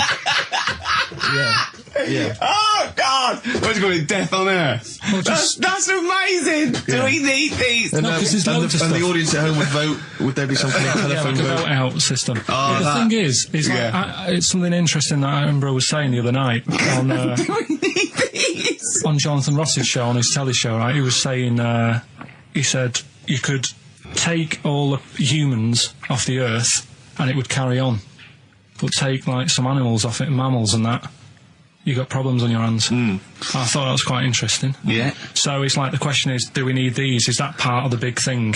Right. Like jellyfish. Yeah. We've talked about jellyfish. Yeah. Yeah. So which mammals in particular were You talked about watching that that you Zoe Ball thought- show, haven't you? Hey? Which mammals were you thinking we don't need when you watched the show the other night? Any in particular that you thought they don't need them? They're not of interest. Well, I like whales, but I don't know what they do. And they're taking up quite a lot of room. Sure. But stuff like, Yeah. but like jellyfish, I looked into because I was talking about them, and they were saying they've got no eyes, no heart. There's something like 97% water. Yeah.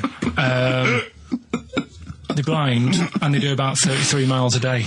Right. So it's like, do we need them? Could we clear them out? Yeah. Well, the big net. That would be the programme. What? Right, we'll get rid of them. Next week we'll be looking at Rhinos. I think it's genius. Honestly, I think it's genius. And like going along sort of like picking up sea anemones and going and just lobbing them into the sea. well, what do you think about MTV doing that? And then I just, in between the bits, Play music with I it? play music related relates to to it. fish, so I could play like Fish, Yeah. that rock guy, or the animals, Rock lobster. yeah, or what else could This I get could in run and there? run. What other songs have got animals in them? The Well, monkeys, could play the monkeys. Yeah, there's about 1 million, so let's not start this. No, but do you know what I mean? So do we need this? So MTV flies you around the world And to you- the most incredible exotic locations. You sort of climb up a tree or whatever, and next to, I don't know what lives up a tree, some kind of rare parrot. You say, look at Sloth. that, it's colourful, Sloth. it's Oh, interesting. you like sloths, don't you? No, they just live up trees, but I'd say, do we need them? Why? Well, what do they do? What do you mean? What do they do? What do you want from an animal? Carpentry. What Well, do you like, want? I don't like scorpions, right? Right. But then I found out they look after those monkey things. They're not monkeys, they're Whatever. lizards. Well, all right, yeah, then lizards. They look after the lizards. So there's a reason. But do you need the lizard? Could be your Well, next yeah, question. because the local people made shoes out of them. But not when the scorpion protected them, they didn't. All right, we don't need them then. Okay. So ultimately, would anyone decide? I mean, do the animals kind of get a chance to mount a case for their survival? I mean, is there maybe someone that comes into their corner and sort of defends them? I'd have like a David Attenborough type character who says, well, they do this, and I'll go, yeah, but do we need that doing? Yeah. Okay. So what does an animal need to do in order for you to feel that it sort of gets a chance of life? I mean, like a pet, like an animal, like a dog maybe, or a cat, I mean, they give a certain affection to its owner. Is that a valid reason to survive? Not particularly for you. Not really. No, okay. I've been saying that, though. Blind people use dogs, so they are useful. So dogs are useful. Farmers Saint use Bernards, they often dogs. save people, don't they, in snowy weather? Cats. I'd have to think about it. Okay. Keep the mice down. Yeah, but you got rent to kill. Okay. So what I'm saying is something that will affect the world. Right. I think you'll find everything does. Except Karl. I'm not sure what effect he's having on the world. I'll tell you what, though, Steve. Right? Did you watch the mammals? I didn't see the mammals. They had bison on it. Right. The weirdest looking things you've ever seen. Yeah. They've really You're on dangerous ground here, no, Karl. but they've really got it's like, decide what you want to look like. It's just a mismatch of stuff. It's got a really big hairy head. Yeah. I'm like you. Sort of bald at the back. Right. Sort of It sounds like thinner. someone you went to school with. Was there two of them? Oh, brilliant.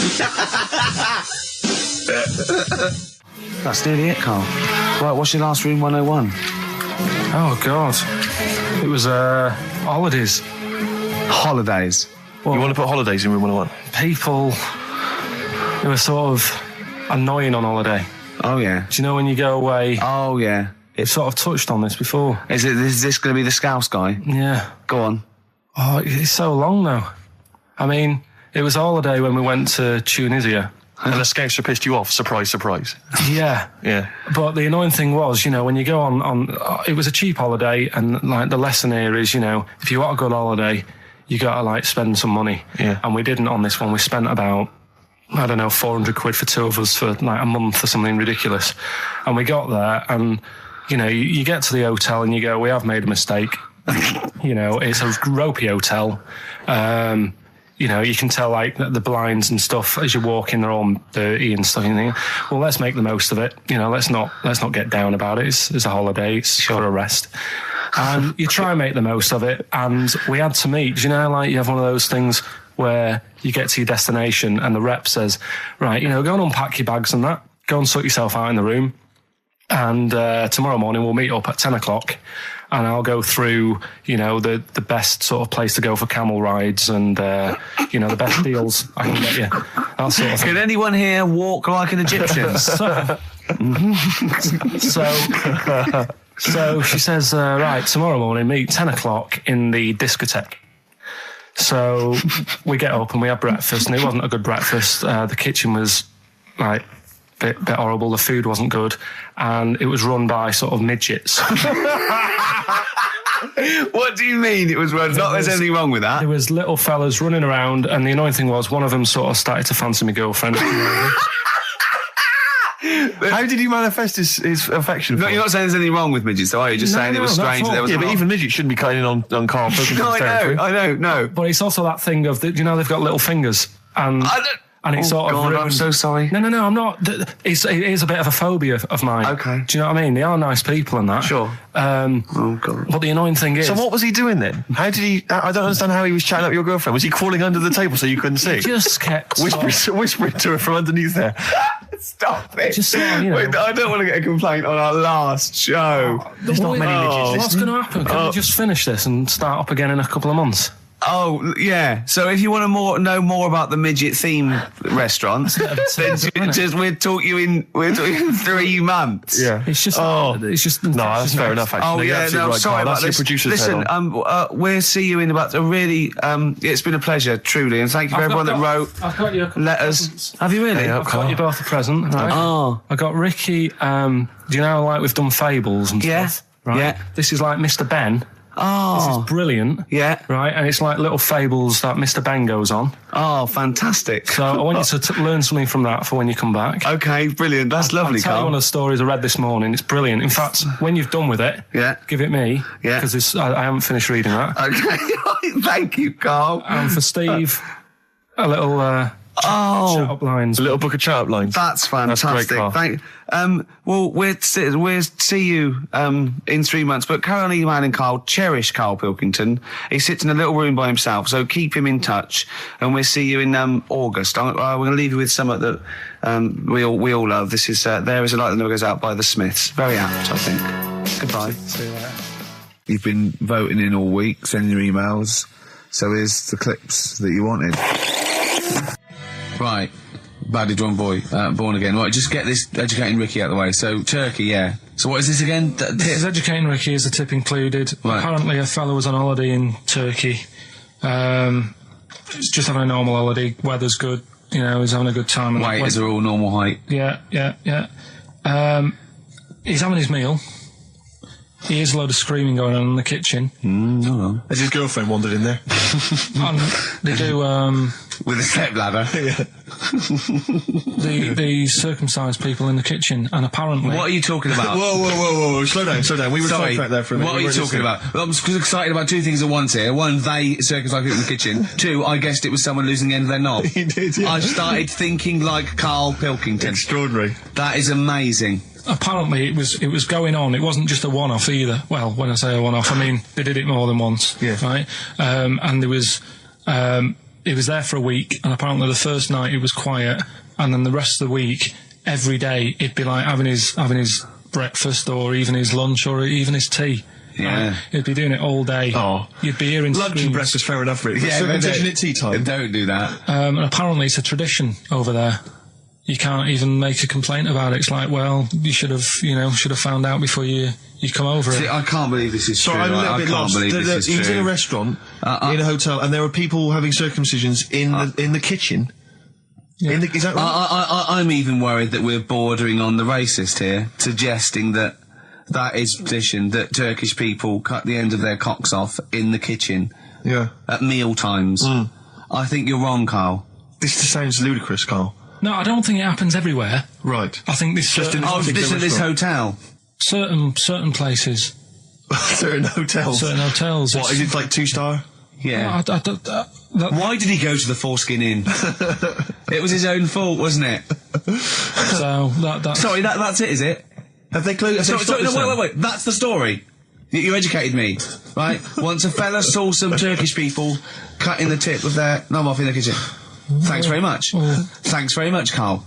Got any more? Well, there's things you can learn from it. Either don't go to Turkey, No!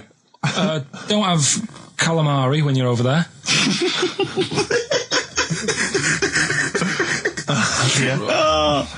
Karl, you've done it again. Well, So we get onto conversations. Talking about, he's asking me stuff about evolution. Tell me that. Why did the giraffe? What's that rubbish about the giraffe getting a long neck? I said, well, it didn't try and get a long neck. It was selected because, Anyway, I went into evolution for him, and he said, but why would evolution do that? I went, well, you think that evolution didn't do anything? There's not this consciousness. There's not this will that a giraffe has to stretch its neck to reach the leaves. One had a long enough neck to survive and pass it. He was going, yeah, but why did evolution? This isn't. But by the way, this isn't the most stupid thing. This is warming up. This is about 8:45. Sure. Right? He said, why didn't evolution make a giraffe good at carpentry so it could build a ladder? Right. Yeah. Okay. No. All right. Okay. So he's thinking around it. He's trying to pick holes in evolution. Yeah. We get on to, I said, well, things are, I said, we can see the speed of evolution in lower life forms like bacteria, viruses, they evolved. That's why, soon we won't have an antibiotic that can kill some certain bacterial strains. And he said, and this is about, 11:30, then I said, I'm going to bed, right? He said, in the future, they reckon that you'll be able to wake up and eat a yogurt you can have a chat with. I don't know what that means. let's put a song on, right? And we'll come back to it. So you're going to because- explain that? Yeah. You've got an explanation. The Verve and Sonnet on XFM 104.9. I'm Ricky Gervais, with me Steve Merchant and Karl Pilkington. So let's just get this right. What did Karl say? He's just specifically giving those words he again. said, they reckon, and I said, I'm going to bed. He went, no, really? I said, no, I'm going to bed, Karl. There's no point now, because, it's just like you're talking gobbledygook. You know what I mean? I might as well talk to a pot plant. Yeah. He said, in the future, they reckon, I don't know who they are. Sure. I don't know, people who post things on the internet that he reads. I think the Telegraph. Anyway, complete the sentence. they reckon that in the future you'll be able to wake up. I love it. There's a little scenario, an embellishment, like this little. Oh, hello, darling. It's your yogurt. Hello. You'll be able to wake up and eat a yogurt you can have a chat with. All right, well, thanks for that, Rick. I'm looking at you. I'm going to throw that over to Karl now. Right. It's when I was away on holiday, right? I got, I don't normally buy the Telegraph because it's too big and that, innit? So, but they were giving it away for free on the plane, so I thought, Ding dong. might as well have it. And I saw a couple of things in it. I thought that'll be interesting. I saw this thing about the future, and it was talking about evolution and what have you, right, which I always find weird, because I always think that maybe we've sort of done it wrong anyway. Do you know what I mean? I sometimes think... by definition, evolution can't get things wrong. Things change, that it's not successful, it can't pass on its genetic material, but if you're around, it's working. If you're around, it's working. Slugs are as evolved as they need to be. Slugs are as evolved as you and well, me. that's true enough. Yeah, no disrespect, but it works. It works. Sorry, they're but around. anyway, what's your point, Karl? No, I mean, I think we probably would have been better off staying as a fish. Just because there's more water than land, isn't there? Right. And you wouldn't drown. This is why I went to bed. No, I'm thinking of dozing off now. No, but do you know what I mean? From, what was it? It was bacteria, it was fish, mermaid, man, onwards and what have you. So anyway... Oh God! No, there are a few knowledge gaps in your theory of evolution. All right, Mum, You generally got it right, though, so... But I mean, basically, yeah, it went bacteria, fish, mermaid, man. What's next is the big question. So it was telling you all about this and what have you, and saying how, like, we shouldn't have interfered, because maybe if we wouldn't have invented planes and what have you, maybe we'd be able to fly and what have you if we really needed to and stuff like that. Okay. So we've interfered with evolution, you see. Right. Well, then it was saying, well, what's the future got? Well, yes, in one way we have interfered with evolution. Yeah, the evolution of the human being in society is changing. It's no longer based on the strongest or the fittest, because medical science can keep us alive long enough. People can pass on their genetic material where without this civilization they wouldn't have been able to. So yeah, there are different parameters, there are different pressures, there are different things that say whether we're going to pass on our genetic material or not. Okay, so in that sense you're right. And that, Rick, as far as I'm aware, has led to a yogurt that you can eat and have a conversation with. So this is what it was saying. It was just saying, you know, we're living in mad times and that. You know, there's a lot of weird stuff going on. One of which is... And the fellow was just saying, you know, with computers and stuff like that, the way it is, we'll be able to wake up, Go on. have a chat with your yogurt and have something to eat. What do you mean, have a chat with your yogurt? Because of the amount of, I mean, you have them yogurts already, those friendly yogurts, those bacteria-friendly ones, so this is just a really friendly one. Yeah, they don't... Oh, God! I might burst! Do you know what, sometimes, Karl, I think that we're having a chat with a yogurt. Do you know what I mean? There can't be any difference. Yeah, but then I'm always reminded that would be more entertaining. That would be more informative. Is this something that happened to a friend of yours, or is this... No, I read about it. You read about it? Okay. There's this little lad, right? Okay. First of all, it's years ago, right? When they didn't have decent doctors in like every town and that. Yeah. And this little kid is dead ill, right? Yeah. And the local doctor. Well, there's a phone call involved, so I don't really get the impression that it's like medieval times. Yeah. Yeah. But I didn't say that. I just said it's years ago. So this kid's ill, right? Yeah. And he's lying in the bed, and he's all going funny colour and that. Yeah.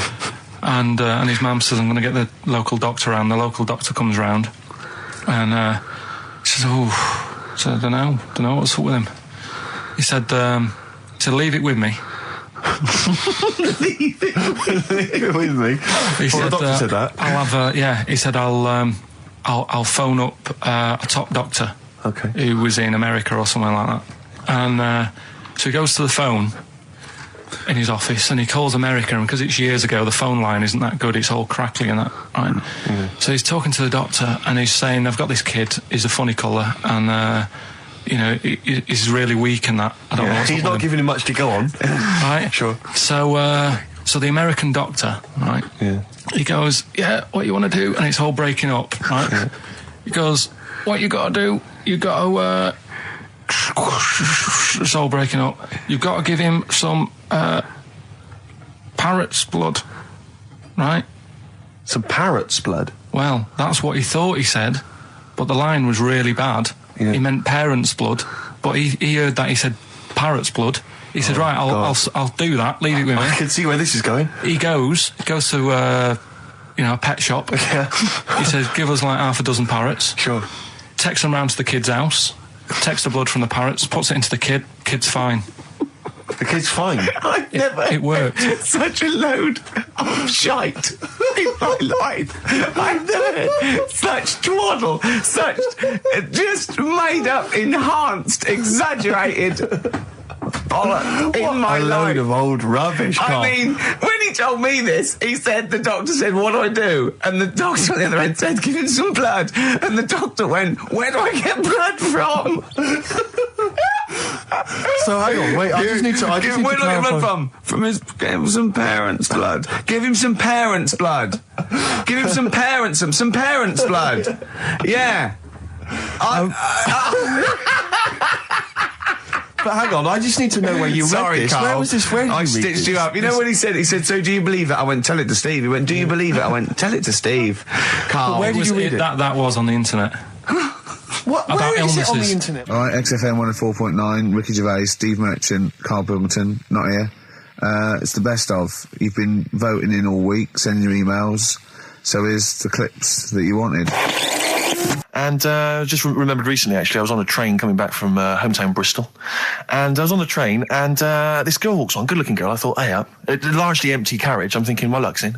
You know, because I take every opportunity, Karl. That's the thing about me. You know, I don't choose. She was a good-looking girl. She sat down. I thought, she sat down right near me. I thought, brilliant. As this guy comes up behind her, and says, I think it's probably a boyfriend or something, sits down next to her.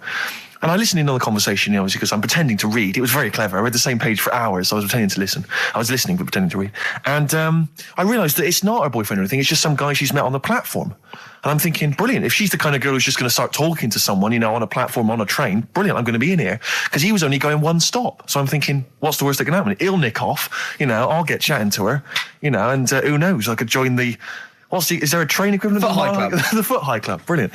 And so I'm excited, you know, I'm listening in. And it turns out that they're both kind of graduates who've just finished university, or they're coming to their finals or something. And they're chatting away, you know, and he's making a couple of witticisms, you know, and she's kind of tittering at his jokes. I'm thinking, well, I'll tell you this, if she's laughing at this kind of material, I am going to blow her away, you know, with my kind of anecdotes and wry observations, you know. Yeah. It was weak stuff, I got to be honest. Really? He was coming out with nothing. He was running on empty, as far as I'm concerned. Yeah. And she was loving it. So I'm thinking, brilliant, I'm going to be right in here.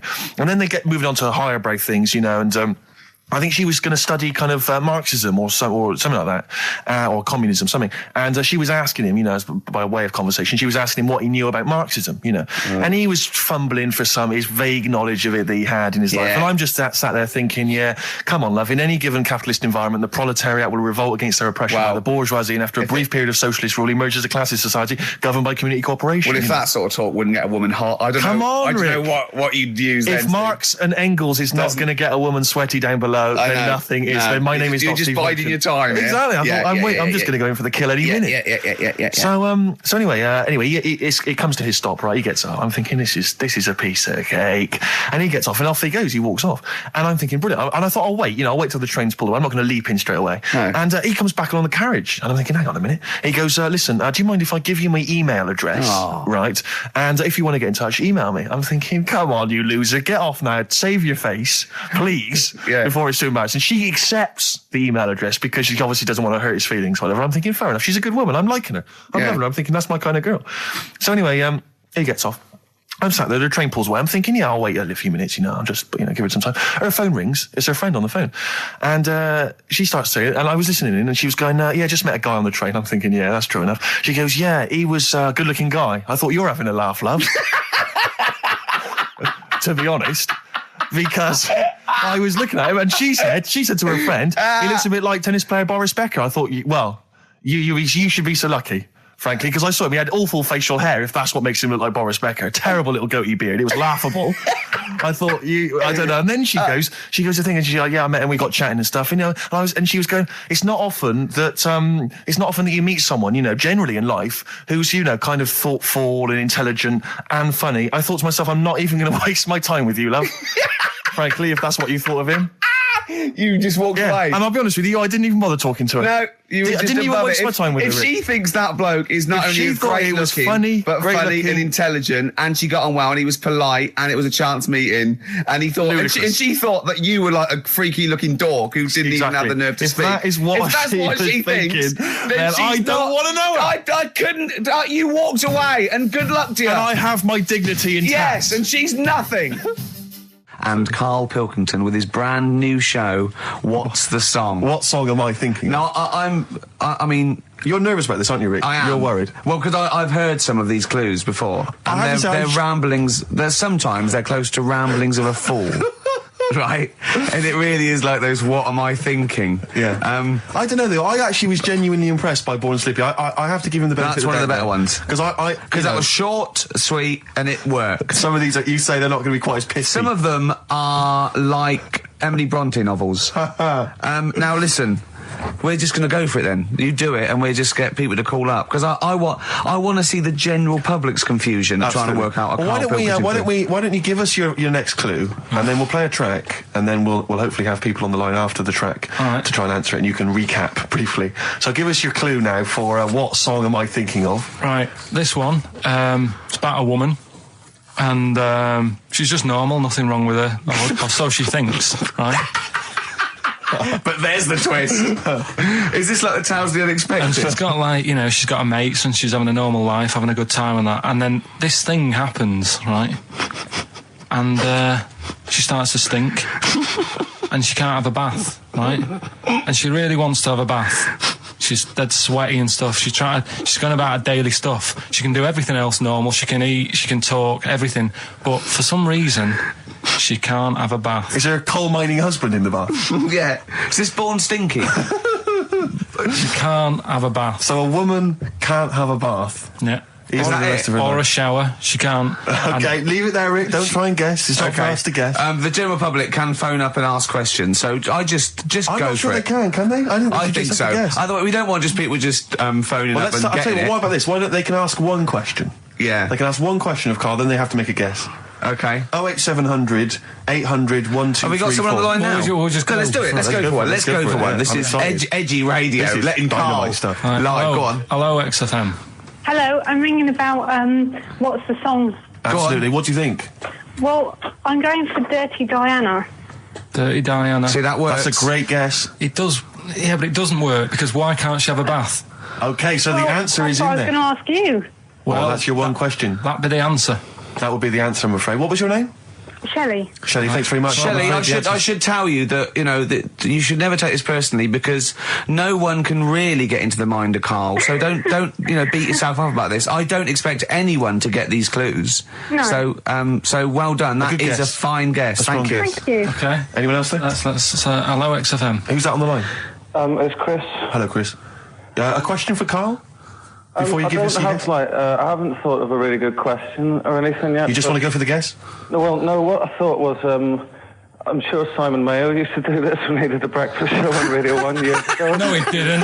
So you've just pinched this idea, Karl? If you're going to rip someone off, Karl, do not rip off Simon Mayo. I haven't ripped this off. I thought this was a new idea. I was going to do it with sound effects instead, but that's... he used to do that, and he used to get his team to play other characters. You idiot. Well, no, hang on. Not you, Chris. I'm saying you idiot to Karl. Yeah, but nothing's new anyway, is it? So I'm not getting annoyed about it. True. What do you think the answer is? Is it Cornflake Girl by Tori Amos? Good answer. She couldn't have a bath because she'd go all floppy and then go down the plug hole. Good answer. She'd go all soggy. Yeah. So is it Cornflake Girl? No, it's not, but That's a great answer. It could have been. All right. Okay. You're already seeing the error of this, aren't you? I think this is great radio. I'm know. really hooked on this. I'm But genuinely excited This now. is really like that, those so-called lateral thinkers. A man got into a field and dies. Why? Yeah. He ran out of air. No, Yeah. not the one I'm thinking He was of. shot. No. Yeah. That was a good answer, Well, but couldn't, like, Simon Mayo, like, sue you or something for doing it? Will you stop? Don't mention that. Yeah. Listen, I think if you're going to steal ideas from someone, it should be a brain box like Mayo. I mean, he's the man who's The doing only it. example of one I can ever remember hearing in his show, because I was quite young then, was some people were pretending to, like, tap someone's phone or something, and then they got caught, and the answer was just bugging by whistle, because they were... Genius. That was absolute genius. That's Yeah. absolute genius. See, Chris, we're gonna- I don't know Carl, if that's the sort of Carl's ever standard been you've got to that come up bad. against. Yeah. Thanks very much, Chris. the phone lines are hot. hello XFM. Hi, is it Candy Perfume Girl? Is it what? Candy Perfume Girl. Candy Perfume Girl? Yeah, Candy Perfume Girl. Is it? Well, who's that by? Madonna. No, it's That sounds like an obscure album track. No, Wow. it's just one of her songs. just That think is it. about it. She stinks and everything. She's a normal life. I didn't say she was a sweet or anything. But for some reason she can't have a bath or Is a this shower. a big song? Just to give him a clue. Is It's it? a bigger song than Candy Sweet Girl. Thank you was a very much single. indeed for your guess. It clearly isn't Thank right. you. Cheers. It was Sorry. Okay, one more, then we go to a record. Come on. Okay. Go on. Hello XFM. Carl, Yeah. is it High and Dry by Radiohead? Hi and dry. High and dry. Now that's great. She smells, which is another word for high. She's dry because she doesn't have a shower. Carl, if it isn't that, yours will never be as good as that. He's the winner. Whatever you're thinking of, that clue is brilliant. What's your name, mate? It's Richie. Richard. I mean, you can't beat that. That's a bit too lateral. Don't be stupid. It's perfect. He's made yours into a clever clue. He's made high, she smells, dry, she never gets in the bath or shower. It's not that, is it, Carl? No, it's You not. don't even get that, do you? Not Have really. you ever heard of the word high being used to mean sort of smelly? No. No. Oh, what? That was where you went wrong there, mate. Richard, I'm declaring you the winner, even though that isn't the I answer. don't think Thank we you. should give up this early. Can we Rick. just What? let's play a song and, Let's play a and song. give it one more chance because Yeah. if people think about it, it is really easy. I'm not So, going to find out the answer now, because I've got to go out. okay, we'll do it very quickly. Stay in for 10 minutes. We're just going to play a new Coldplay track, aren't Okay, we? let's hear Brilliant. Coldplay and then we'll come Cheers. back with this. Carl, it was you that worked out the maths and worked out I was 28 because they just worked out I'm 27. You are 27. No way. Yeah, I asked you, didn't I? And I Yeah, said, because, no, but what I sort of questioned was, I said, well, if you're 27 today, that means last week you were 26. well done, yeah. That's irrelevant. So therefore you assumed that I must be 28 then. Yeah. Whereas I assumed you were using, your knowledge of maths, No, such as it is. I wouldn't do that. No, sure. Wow.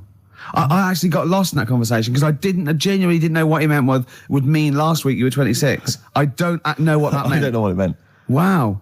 Well, it is Steve's birthday. But it would have been 26 last week. Sometimes you genuinely frighten me because it's those staring eyes. There's nothing behind him. It's this little bald head. Looks like Davros looking at me. Genuine fear on his face when he enters into a conversation with another human But being. what bit don't you understand? If he's 27 today, he would have been 26 last week, and he doesn't look 26. He didn't look 26 last week. He looks older than 28 today. You've started on his birthday. You're still having a go at him. Carl, on I his don't bir- look like the kind of hot stud that I actually am, but face facts, that's the truth, mate. Yeah, live with it. Get with Live the with it. programme, jeez. Well, let's have a little bit of cake. Okay, oh, that's appropriate. As See a what I did? birthday. But you mean the band, don't Yeah. you? Not the cake. You haven't actually bought a cake, have you? Got anything at all? The darkness growing on me on XFM 104.9.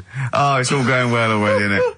The microphones fell apart. Carl's shouting because he got headphones on. His music's turned up too loud. Canfield level. God, it got pre-out. Look at him giggling. Look at him laughing. That's so funny because I got a letter here from who was it from? Mike Heel, who sent me a little picture of a little Japanese fella from a film who said looks like me, and he does a little bit. But he says, please can you make Karl laugh? I've never heard him utter as much as a snigger, and I'm worried he may have a genetic disorder. Well, I mean, he has got a genetic disorder, obviously. But, he was giggling then. I hope, people heard you then. Look at his little face. It was a joy. Oh, I love the things that make him happy. But I love the fact just before the microphone came up and just before the record finished, he had his headphones on, the music was too loud and he was just shouting, Bauhaus is not working! Bauhaus is not working! I have to play something else! I went and found Ziggy Stardust by Bauhaus and he said, why isn't it working? Look at him giggling, look, he's lost it! Is he going away? Are you on drugs, Carl? What have you done? He's tickled, look at his little, he looks like one of those shaved monkeys. Look at his little, oh my god, I've never seen a forehead glow. I know, it's extraordinary. Oh. And he's got that red shirt on as well, so the whole of him is just a big glowing... Carl, what are you trying? What are you putting in? I'm going to see if I can get this to work. Go on then. Hang on. Brilliant radio. I hope Dr. Fox is listening because I think he's eating his words right now, Steve. Right, I think I've done it. Well done. That's excellent. Right, what Let's play doing? Bauhaus now and let's try and compose ourselves. This is Ziggy Stardust by Bauhaus. That worked. That worked, didn't it? See, panic over. Calm now. You're on holiday soon, aren't you? Yeah. You got to go off early. Well, about How many holidays have you had? Because I only ever have time off when I'm working, like doing another job, like, you know, filming or something. But you seem to have a lot of holidays, just like, and you were sick as well. You was just like, because you had wet trousers, which is a little bit. Do you not care about the job? I mean, I've got to ask because, you know what I mean? If I was in charge, I'd worry about your motivation or because yesterday we were trying to work out what you enjoyed doing, and we got to Manchester United and moaning, and that is the two we came up with. I don't know where you get the moaning thing You're from. always whinging. About what? Everything. When did I last have a moan? Just before we came on air. Right, and why was that? I don't know, I can't remember. Because we were in a good mood. We were in a good mood, me and Rick. I'll tell you why. Go on. Because you brought a song in at 10 to 1. Yeah. With a load of effing and jeffing in it. Yeah. And saying, can you edit this? Yeah. Yeah. But that's your job. You could have brought it in yesterday. No, I couldn't. Why not? I hadn't thought of it. But why are you whinging? That's your job. And I didn't come in 10 minutes before. It was a good 20 minutes before. It just took you ages because you were whinging and moaning to even get started. I'm not being dragged into this. You are always... I'm on my holiday now. Well, not yet. No, you're not on yet. You're still working. Well, that's what's funny. This isn't even work, right? And yet it should be. Compared to what I do in the week, this is a doddle. Well, it's because you're not putting any effort in, clearly. Where are you going anyway? Where are you heading? Cornwall. Yeah? What's happening down there? Well, there's a monkey world. You're excited about that? We're going to see that. Probably go twice to that. Yeah. Whilst I'm down there. How long are you waiting for? The whole week? Yeah. Yeah. So, This is with your parents, isn't it? yeah. Taking them out. Your father, what do you think your father will be up to? What's he going to be nicking on this holiday? Well, Tin. There's a lot of tin in Cornwall. He's, since they've shut the mines. He's just called Suzanne, said they've got there, said it's a nice little place. Mm-hmm. There'll be no towels when you get there. So what are you do? What are you to do? Just gonna chill out and sort of like go to the pub and stuff? Yeah, like I say, I mean, all I've got planned is probably probably Tuesday and Thursday at Monkey World. What about Wednesday? What are you thinking of Wednesday? Just wandering around? Just sort of think about, you know... King Arthur and that. Where he was down there, wasn't he? I don't know, but I'll tell Where you you going? something. What town? I don't know. I don't know where it is. Suzanne Doesn't sorted it matter. out. Yeah, she's sorted it out. I heard Just- you on the phone to her saying, well, pack 'em. Pack 2 pairs. Poor woman. She's packing your bags for you. Yeah. Right. But, You'd spend more time at home if Steve didn't come in at 10-2 with a rap record with, like, obscenities all over it. yeah, well, we'll play that next week. Well, you didn't even get the job done, that's the thing. We can't even play it because you didn't get finishing time. I'll you're tell you what, that method man, if he doesn't stop effing and jeffing, it's the end of his career. In my opinion. All this F that and yo Jeff, I'm a Jeff myself. Yeah. Or I'm hanging out with my Jeffs. Yeah. It's terrible. Jeff, and we know you can't put out the J word on XFM. Oh, Mother Jeffer. Well, so we haven't got that, but what we have got, Go on. Monkey News. We've still got monkey news, have we? That's sorted out. That's coming up. Yeah. Rockbusters. Yeah. Well, last chance. Definitely your last chance this time. You actually improved a little bit last week. You did a couple of good ones. Yeah. Same again this week. And, Cheeky freak? Controversial cheeky freak of the week, where Karl finds a human being with some sort of congenital or imposed deformity, or So and we talk about that in a wry way. Do you think that's big and clever? no, but that's just it. It's never about taking the mickey out of someone, right? It's to make you think. I'll tell you what isn't big and clever. How lucky you are A on dwarf with learning difficulties. Nice. Yeah. Well, We'll explain it to you. That's the forthcoming single from British Sea Power. That's called Carrion. That's nice and retro. That's Yeah. like end of the 70s Bowie. That's great. On XFM 104.9. That's just some of the records. That we've played so far. Do you know what I mean? You've had The Darkness, you've had Bauhaus. It's like, can it get any better, Karl, do you think? Like I say, we've got Monkey News coming up. So, Guess what? I lost 400 quid cash this week. Gambling? No, that's tragic.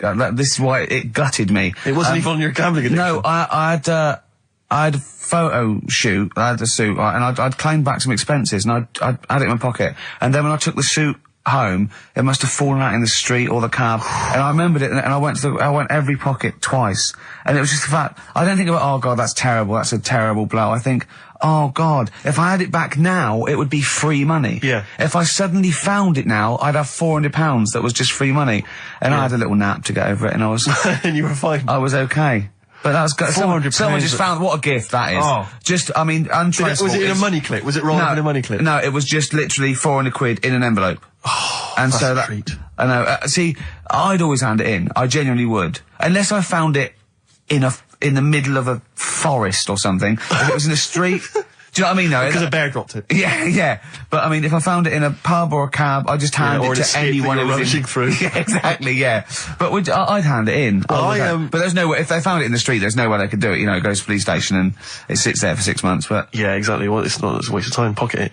But, because when I was younger, I remember being outside a post office once when I was about 10 or 12 and finding a purse and thinking, oh, that's nice. And opening it up, there was some money in there and a pension book, and so it was obviously an old lady. I found an address, I sent it to her, and my mum said, you know, you've been so good there, you'll probably get a little reward. She'll probably send you a little reward. Nothing. I got maybe a thank you note, but no cash, no moolah, nothing. Really? And I was livid, because I'd been told that I was going to get a reward. I thought I've been a good Samaritan, nothing. So, many moons later, when I was at university, I learnt from that, and this is the most bizarre thing. It this was explains a lot, doesn't it, Karl? This is like the Mary Celeste. I went to a cash point to I thought, I can't get my card in here.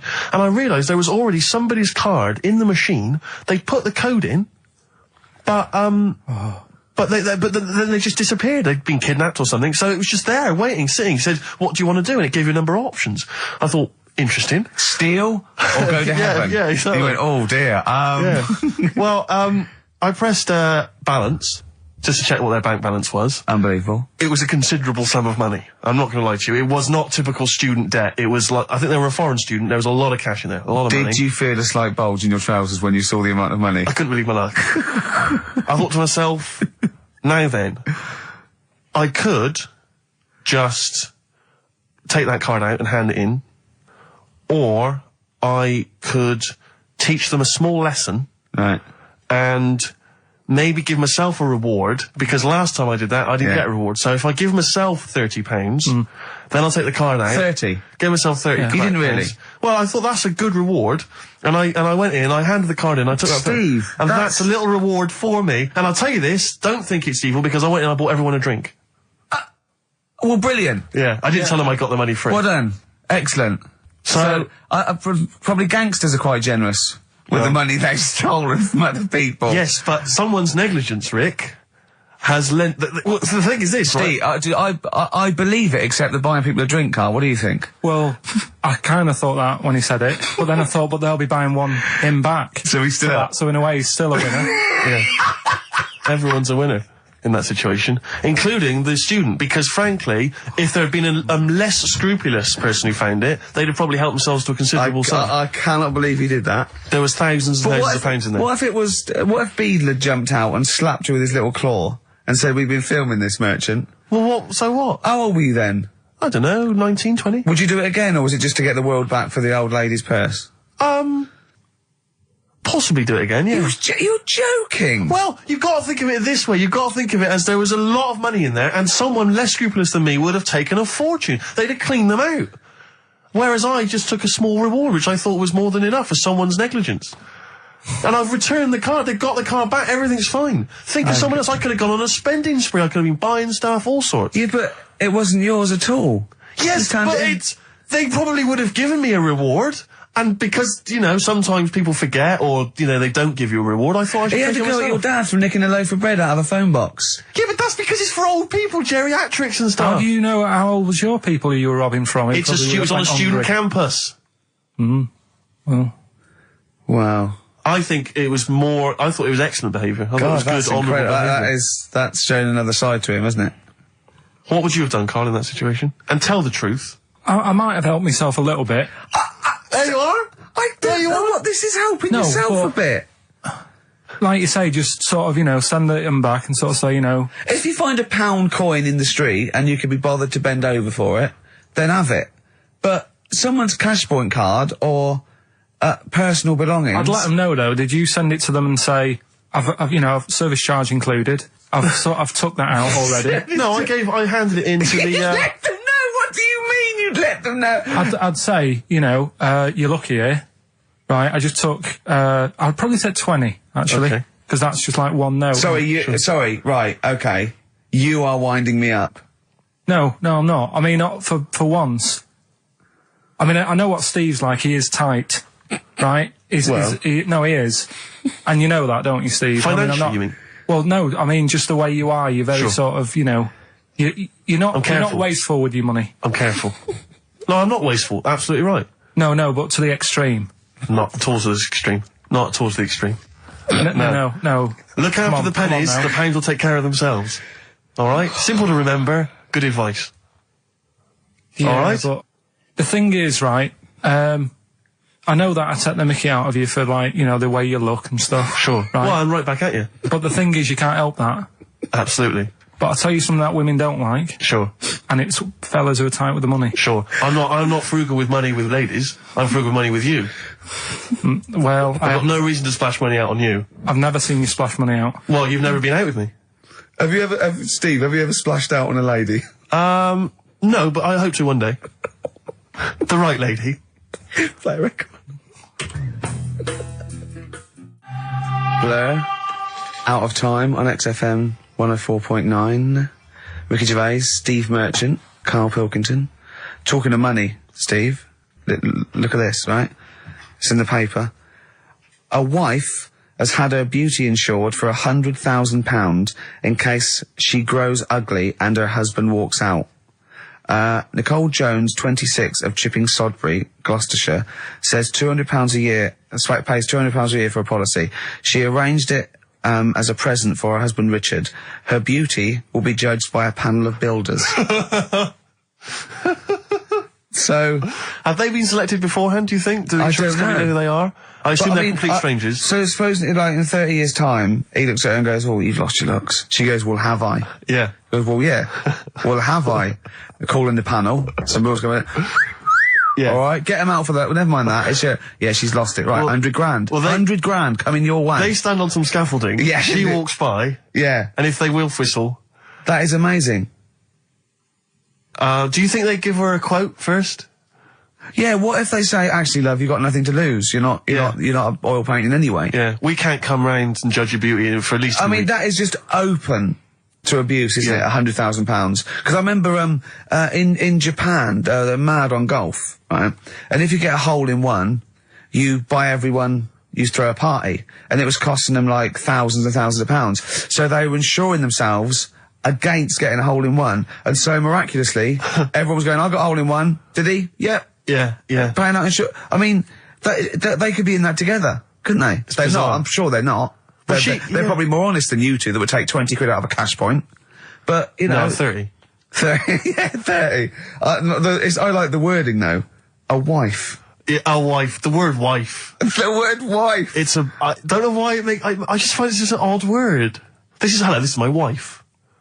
Hello, the wife. Yeah, the wife. My wife. It just seems a word that you have to say if you're 60. You Yeah, go, I know. Have you met the wife? And even then, ironically, unless someone, you don't know exactly, "Are you married?" "Yeah, my wife is from," you know what I mean? that makes sense, but it's still wife. People go, "Oh, better get back, I'm meeting the wife for dinner." But especially when you know them. I remember bumping into friends of mine somewhere at a party, a couple that I knew, and I'd known both of them before they got married.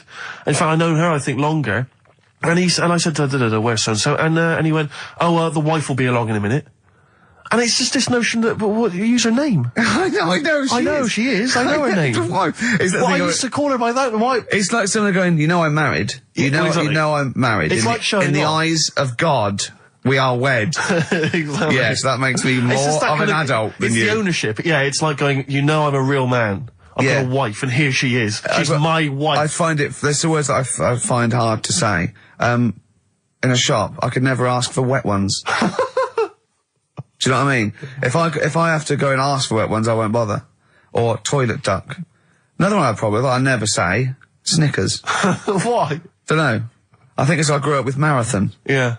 See, this is so pathetic, I still get embarrassed buying, toilet paper. Really? You know, if you go into like your 24-hour shop just around the corner, not a supermarket, big shop, but if you just go in there and you're just maybe buying some milk, Yeah. a chocolate bar, because it's like they know what you're up to. No, But they know you're going to use it to, when you're going to the lavatory at some point. It's too intimate. But you just go, I know what you're thinking, I'll be using this after masturbation. Thus saving all embarrassment. It goes with the porn bag on your wall. Elvis Costello, Alison, from way back on XFM 104.9, a retro cut. Indeed. Wow. Up to the modern day, the newest game show around, Rockbusters. Whee. Isn't there a jingle? It'd probably be something like, Rockbusters. It would be very, along those lines. I've got to work it out, but I mean, let's go with that for now, and then we'll be ready next week. Excellent. The prizes, once again, sourced by Karl Pilkington. I think it's been in the prize bag before, Karl, but good to see it back. The best air guitar album in the world ever. Do they keep sending it back? Is that just fun? It comes through the window, tied to a brick? Actually, there's a lot of good stuff on there. There's the Kinks. Knopfler? Is there Knopfler? Knopfler, I believe, is on there. Is Clapton anywhere to be seen? Definitely Clapton, I would have thought, a Deep Purple. We got Quo, Skinnerd, Mac, Snake is there, Straits, excellent, and there's all sorts on there, obviously. Yeah. This is always an odd choice, but fair enough. This is the current album by the Yardbirds, their first studio album in 35 years. So the new music station XFM giving away that. Excellent. I suppose it's new music in some ways. A Smash Hits compilation. We got stuff on there. It's Aha, it's Curiosity Killed the Cat. It's all the old favourites. Plus 2 DVDs. Columbo. What Columbo? It's got a couple of classic Columbo episodes there. Suitable for framing. One of the best TV programmes of all time. Why do I get... You can always tell immediately who the villains are. Suitable for framing. I'm assuming that's some kind of art dealer. Yeah. Maybe an artist. Candidate for crime. Presumably some kind of presidential or political candidate. That'd be good, I'm sure. Columbo. I mean... Stab Woman. That was my favourite episode. Stab Lady Wife. I mean, to be fair, I'm not sure why... Who would buy a Columbo DVD? Like, you can't find it on TV. It's on now. It's on now. I guarantee, because someone could maybe email in, is there an episode of Columbo on now anywhere that got cable or digital? I think it will be. Almost certainly. But it is great. And the other DVD here is Cruise of the Gods, which was the one-off TV kind of comedy film that was on at Christmas, featuring Rob Brydon and Steve Coogan. It's good. Williams. So, there's a few gifts there. Not bad. Not bad. Right, now we get to the real deal. Okay, this is what everyone tunes in for. This is Monkey News, I think. Not the music. Go on. Well, here we go then. Yeah. 3 cryptic clues and that, and just work Not it really out. cryptic, but easy as that. Email in. It's email in. All right. Well, what's the email address? ricky.gervais@xfm.co.uk. Well, don't say that I know it or care. I think. So the first one, he's got American coins all down his spine. Right? He's got American coins all down his spine. What band's that? What artist is it? Email in. What does it begin with? What? N. I know it. I've got it already. Right. That's rubbish. Too easy. Yeah. Right, Go on second next. one. Jeremy Beadle has got arthritis. Right? Jeremy Beadle has got arthritis. Yeah. That's the second clue. The initials there, SLF. Right? SLF. Jeremy Beadle's got a little bit of arthritis. And the third one, Foxy, Shipman, and a country western singer on a merry-go-round. SB. Right? So Foxy, Shipman, and some country western singer having a go on a merry-go-round. The initial SD. Right? So email in Ricky.Gervais. I'm intrigued with that one. I'm genuinely intrigued with that one. I like the fact there's a certain whiff of controversy about it, because Shipman is mentioned. I know, yeah. Oh, A little bit dear. edgy, that. So, that's the three. He's from your neck of the woods, isn't he, as well, Shipman? Yeah. Yeah. I think my mum's mum used to use him. Okay, let's play a record. Well, you want to play a record or play some adverts if you fancy some ads? Oh, I'd rather adverts, Well, yeah. I've got some for you. Placebo, this picture on XFM 104.9. Steve, Yes. I think Karl's going to put most people to shame. We were talking about generosity earlier. Karl is a nice, generous bloke when it really comes to it. He's paying for Father's Day. He's paying for the cottage that he's going away with his dad. Are you really, Carl? Yeah. Right. Well, there's no way of us proving if that's true or not. What do you mean? Well, you could be lying. But why would I do that? Well, because you want to show off. I didn't do it on air, you mentioned it. I don't want people to know how generous I am. Right. Just do it, just get on with it. You know what I mean? Yeah, yeah. Like charity work and that. Yeah. Yeah.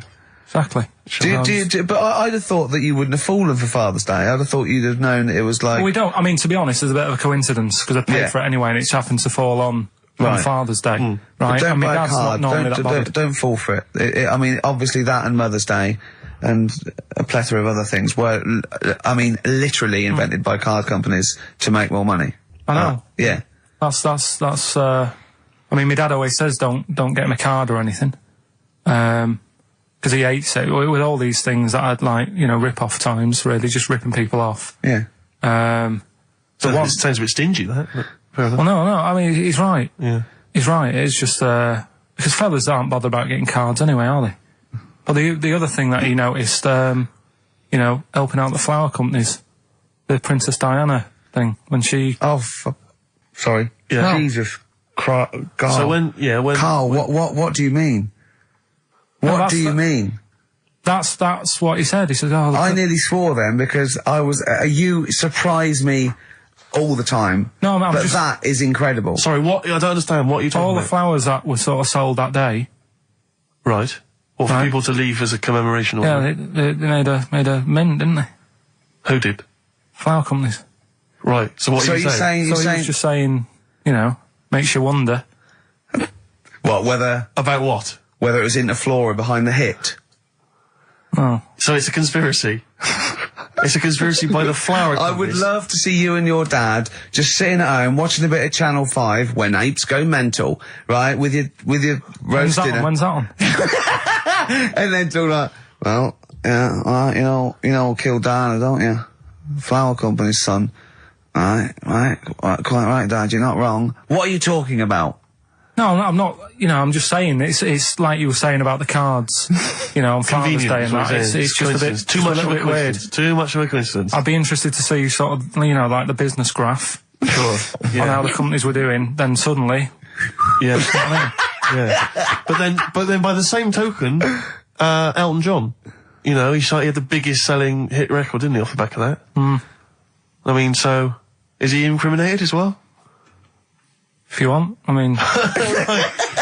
It's a conspiracy theory you've not kind of analysed terribly closely. You've put it out there, and if people maybe who are investigating want to kind of add that into their inquiries, then they can. Yeah. Sure. But, no, that's all I'm saying. I'm just, because it's always the same thing, isn't it? Like, I was out shopping the other day, treating Suzanne like I do. I like spending money and that. Yeah. I was in WH Smith's. Yeah. Classy. What was it? Was it a big birthday? Was it? Was it a 30th? No, I was getting a. Was it 2 biros for the price of 1? I was getting a card for my dad for Father's Day anyway, because I'm seeing him. Yeah. Big Toblerone. Yeah. There was a giant Who is it who said Father's Day? They love a Toblerone. I've never understood Toblerone because the only time I see Toblerone is in airports, Yeah. right? And minibars. That is what the small Toblerone is for the minibar in a hotel, 3-star upwards.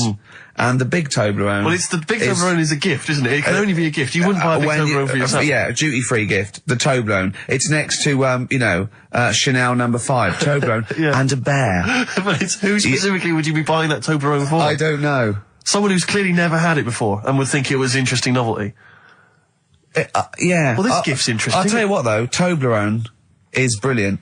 I mean, if whoever makes that, if they want to send sort of, you know, some Toblerones, I mean, I will eat Toblerone. Well, yeah. I think very much the same about, I think very much the same about fags. And of course, just cigarettes. If you've got any boxes of cigarettes and, that you don't want, you know, duty free or whatever, send them. I'd just like to say that, in no way do I endorse Karl's dad's theory that flower companies were behind the death of Diana. No. Maybe I could say that on air as well, just to save any complaints. I'll tell you what though, talking about fag packets and that, do you know, like now, they've got, if you have these, they'll do you in, sort of thing, on the front now. They've got these special stickers on them. Yeah.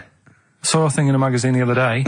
In Brazil, it's got, like, pictures of ill people on them. Blimey, that is It's gone really, hardcore over there. That's good, isn't it? But I mean, to be fair, what more can they do? I mean, there are fag packets now that say these will kill you, and people are still smoking them. I mean, I don't know what they. I don't think the message is getting through. You could ban them all together, I suppose. If they, it seems weird to sort of like, you might as well sell guns and go, careful, you can kill people with these. Well, ban them then. I'll just be careful. Let's you have your eye out with that. This is poison. This is poison. These are really, really mental poison drugs.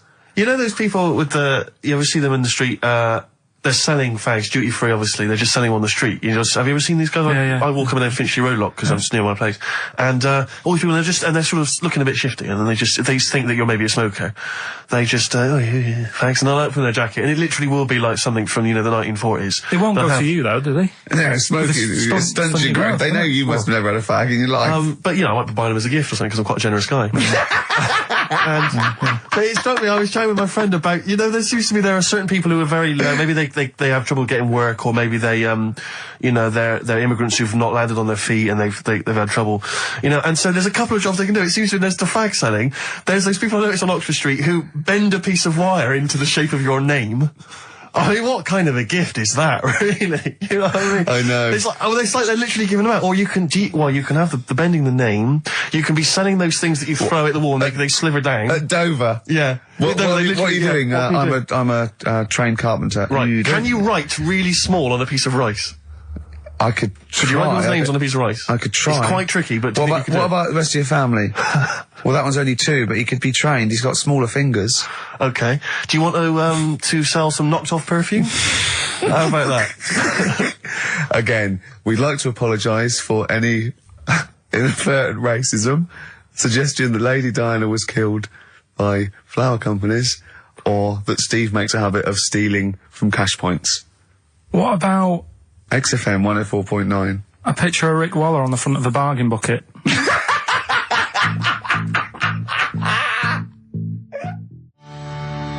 Red Hot Chili Peppers, universally speaking, on XFM 104.9. I'm Ricky Gervais. With me, Steve Merchant, and, of course, Karl Pilkington. Now, people come up to me, and they say, is Karl for real? And I go, what do you mean? He goes, well, they want to say, is he that stupid? And the answer is yes, right? Some people think that he's putting on. Some people think that he's a character that we've invented, like we've got an actor in, like he's a Gareth Keenan or a Tim or something. And I go, that we've scripted. Exactly, yeah. No, he's absolutely real, aren't you, Karl? I go, where did he come from? Well, just to tell the story, we came here and, I was much too important to run the desk myself this time round. So they just gave us a tea boy. Steve came in with you, I remember that. Yeah. Why do you remember that? Well, Steve knows. I don't want to keep going over it, but it's just the way he looks. It's just Were you taken aback? a little bit. Yeah. Right. And he's just developed into my favourite thing. I also said that you get bored with, like, battling tops or, pets sometimes. I mean, I love my cat, but he's not as, Colin. my cat. Yeah. Colin. Actually, Carl's away next week. Is he available to run the day? No. Well, he's actually not as intelligent as Karl, and that's the truth. He's not, he's marginally. Yeah, and then in the week, he's like one of those little Tamagotchi toys, Karl, because I have to phone him every day and keep his interest up. Yeah. Like I'd give him an interesting fact. And, I got a book out and I found out that I'd call Karl like that. And I thought this was a great fact, right?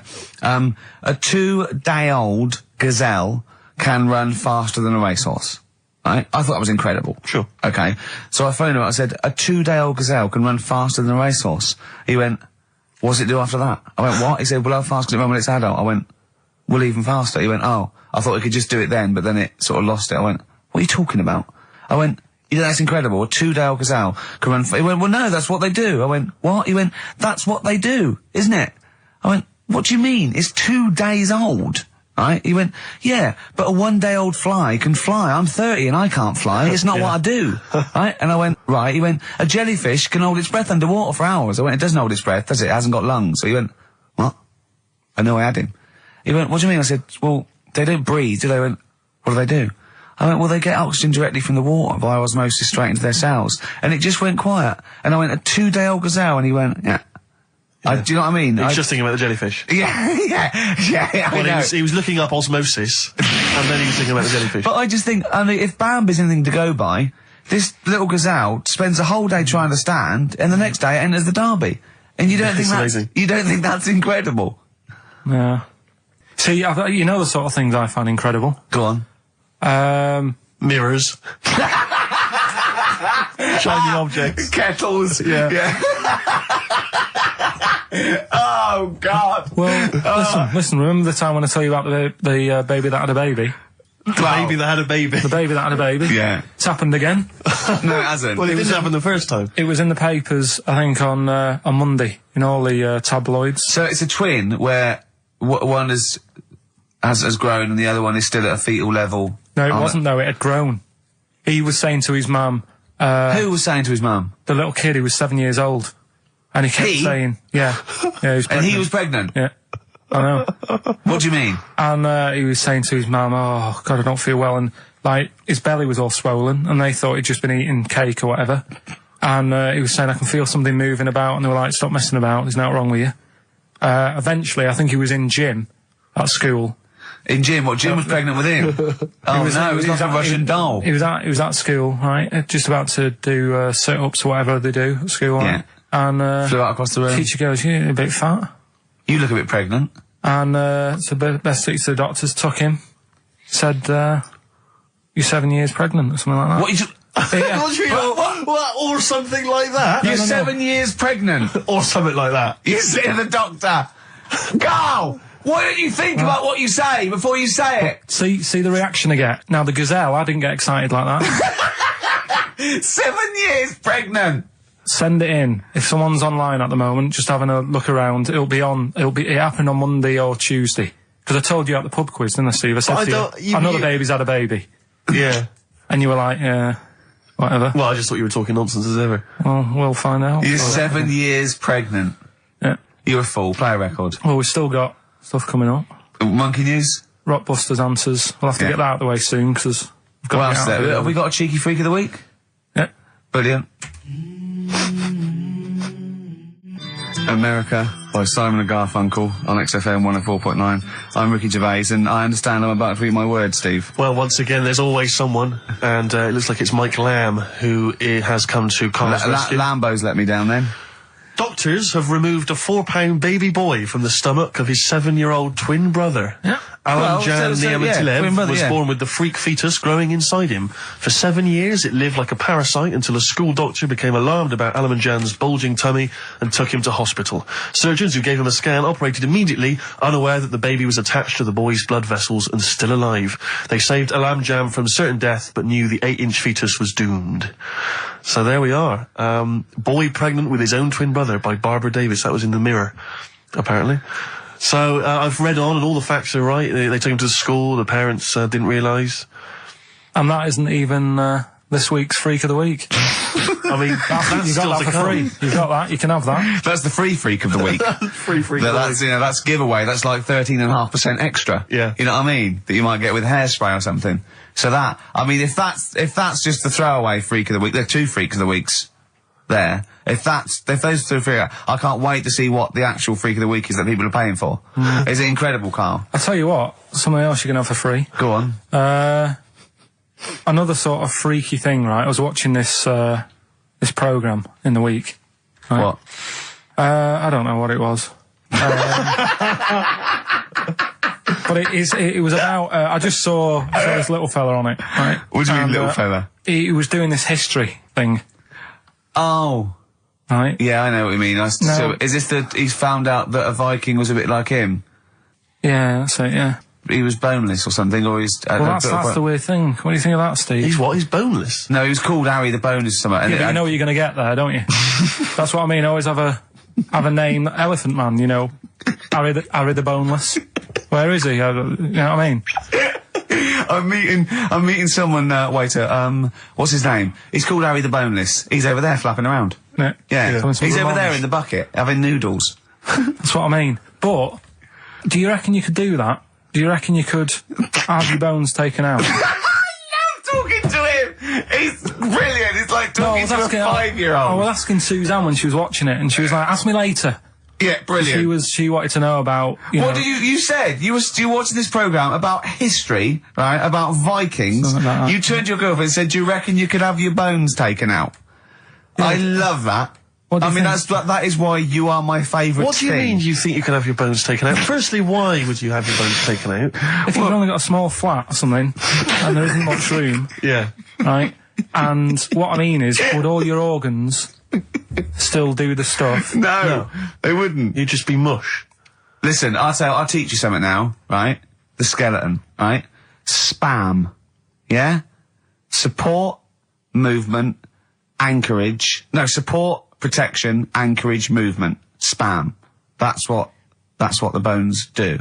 Yeah? You couldn't stand up. You wouldn't be protected because they protect his rib cage, skull, of course. Anchorage, everything holds onto it. Every muscle is tethered to pull against something, like a crane, a pulley system, so you wouldn't be able to move at all. Do you know what I mean? So you'd be in a bucket. There'd be nothing. Well, you'd die immediately, obviously. No, you can't have your bones taken out, Karl. I mean, why do you need to ask that question? Sorry, but Boneless Bob, or whatever his name was. Harry the Boneless. he presumably didn't have any bones. I mean, that's why he had that name, obviously. No, he did. No, he's got the name. Yeah, exactly. No, he was just... I've had an email here from Graham, Old Kent Road. He just says, I had a dream about Karl last night. Can I sue? I've no idea what he looks like, apart from the boldness, and yet he turns up in the middle of my dream. I don't need this, it's harassment. Yeah. But people are having dreams about you now, Karl. You actually, it's like you're one of something that was created by the Brothers Grimm. I had a dream. You know when people used to have anxiety dreams, they had like an exam or something, like you suddenly go to school and you realised, oh my God, you didn't have your trousers on, or I had an anxiety dream. I assume we started off in anxiety dream about the office, about filming The Office, and we had to film in HMV, but someone hadn't cleared it, and so we had to find an R price. And I went, oh, okay, that'll do. And as I was walking there, right, I didn't have any shoes on, which is like an anxiety dream, but I looked down and I went, so what? Yeah. So I'm so lazy now, I think even anxiety dreams don't kick into me. I'm not sure that's a dream. I think that's just a memory. I wouldn't be at all surprised if you, turned up with the film in The Office. Yeah, with no shoes. We don't need shoes. When we were originally doing the pilot for the very first series, obviously Ricky's the main character, he's in it all the time. It's obviously important, this is our big chance to get something made for TV, it's going to launch our careers.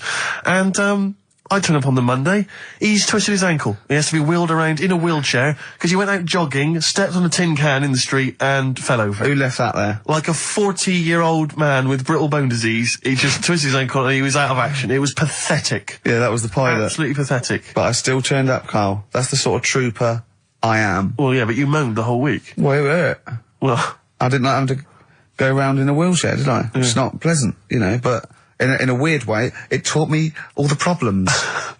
Do you have anxiety dreams, Karl? Do you ever lie awake worrying about stuff? Because I have a lot going on in my head.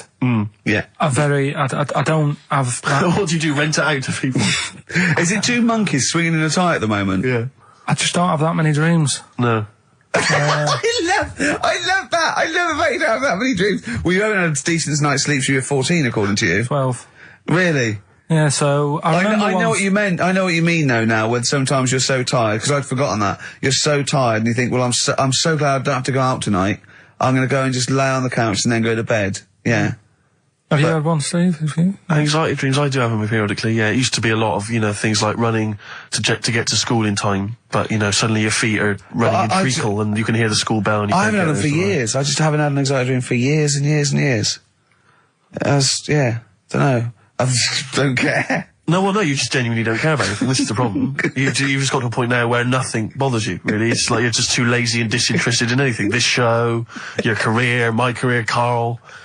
No, I never give up on Karl. So, Karl, so this little Harry the Boneless, what was your point? Was that really your point? You wondered if you could live without bones? Yeah, I saw the little fella on this programme, and The presenter?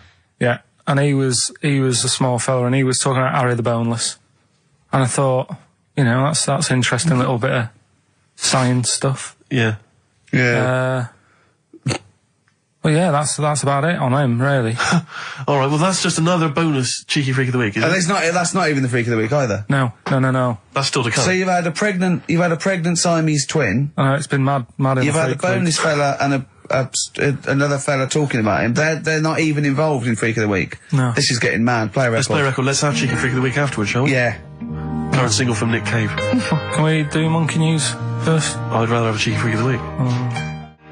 Nick Cave and the Bad Seeds, He Wants You. Brilliant. On XFM. Yeah. So, Karl, off you go. Well, we're not going to do freak of the week here, Okay. right? Because we've done quite a bit of that in the last 20 minutes. We've Right, so OD'd we'll move on that. freaks, you think? Yeah. Sure. We'll just shift it a little bit. Okay. And I don't, like I keep saying, don't want people to be thinking we're sort of taking the mick out of anyone, No. right? Because we're not about that. I feel like I can do a little bit of it because I work with you, Steve. Yeah. Right? Sure. It gives me that right. It's like a care worker. Yeah, I understand. Well, it's like that thing of you can't be homophobic because I've got a couple of gay mates and Sure, stuff. sure. I think sort of gives me that edge, Yeah. right? So you're not freakophobic because you work with Steve? No, that's right, yeah. So, yeah. Okay. Well, I think- by that token, I should be able to sort of slag off, the mentally ill. What do you Or mean? at least mentally handicapped. Now, there's a term you don't hear very often. In 2003, there was the mentally The mentally handicapped. Isn't that what it Oh, was? I don't know where to start. But I I'd mean, like to something- apologise for the Lady Diana stuff, the term mentally handicapped, and any inadvertent racism that we may have stumbled What's over. the actual term then? Is it retarded? Right, come on now. Oh, chimpanzee that! Monkey news, earlier than usual. I'll have to save this link now. Monkey news. We've done a lot of stuff, right, on monkeys. And most of it has been... Is bollocks. no, has been like happy stories. Oh, is this it's not... Is this going to be like our tune? Our monkey tune. Simon Bates and welcome to our monkey tune. No, Go on. but do you know what I mean? We've done stuff about a monkey that robbed a bank. Yeah. Why is that happy? He had a great life after that. Right. What, in Marbella? Yeah. Right. We did the one who saved someone's handbag in a railway station. We've had a lovely marriage, couple of marriages. Couple of marriages. Couple of monkey marriages. Yeah, There was the one who got a job in a railway station. yeah. The hairdresser. The one who set up a business in Spain. I don't even remember that one. that one But, either. I'm willing to believe that happened. Go on then, Karl.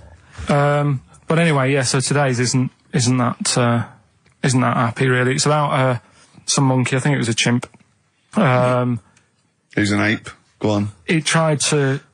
I mean, the story sets off at a sort of a weird thing. Yeah. It's something about he went to Russia to do some business. What are you talking about, Karl? It jumped past that bit though. It didn't start there.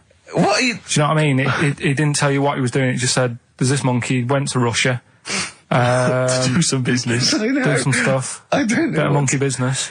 And anyway, didn't work out. So, they were furious. We wanted a surgeon. You send us a monkey. Anyway, ended up being homeless. Oh. No, you're So joking. it's taking a turn for the worst. What, couldn't even get into like a tree hostel or anything like that. That's the problem. And God. ended up homeless. Got in with some tramps.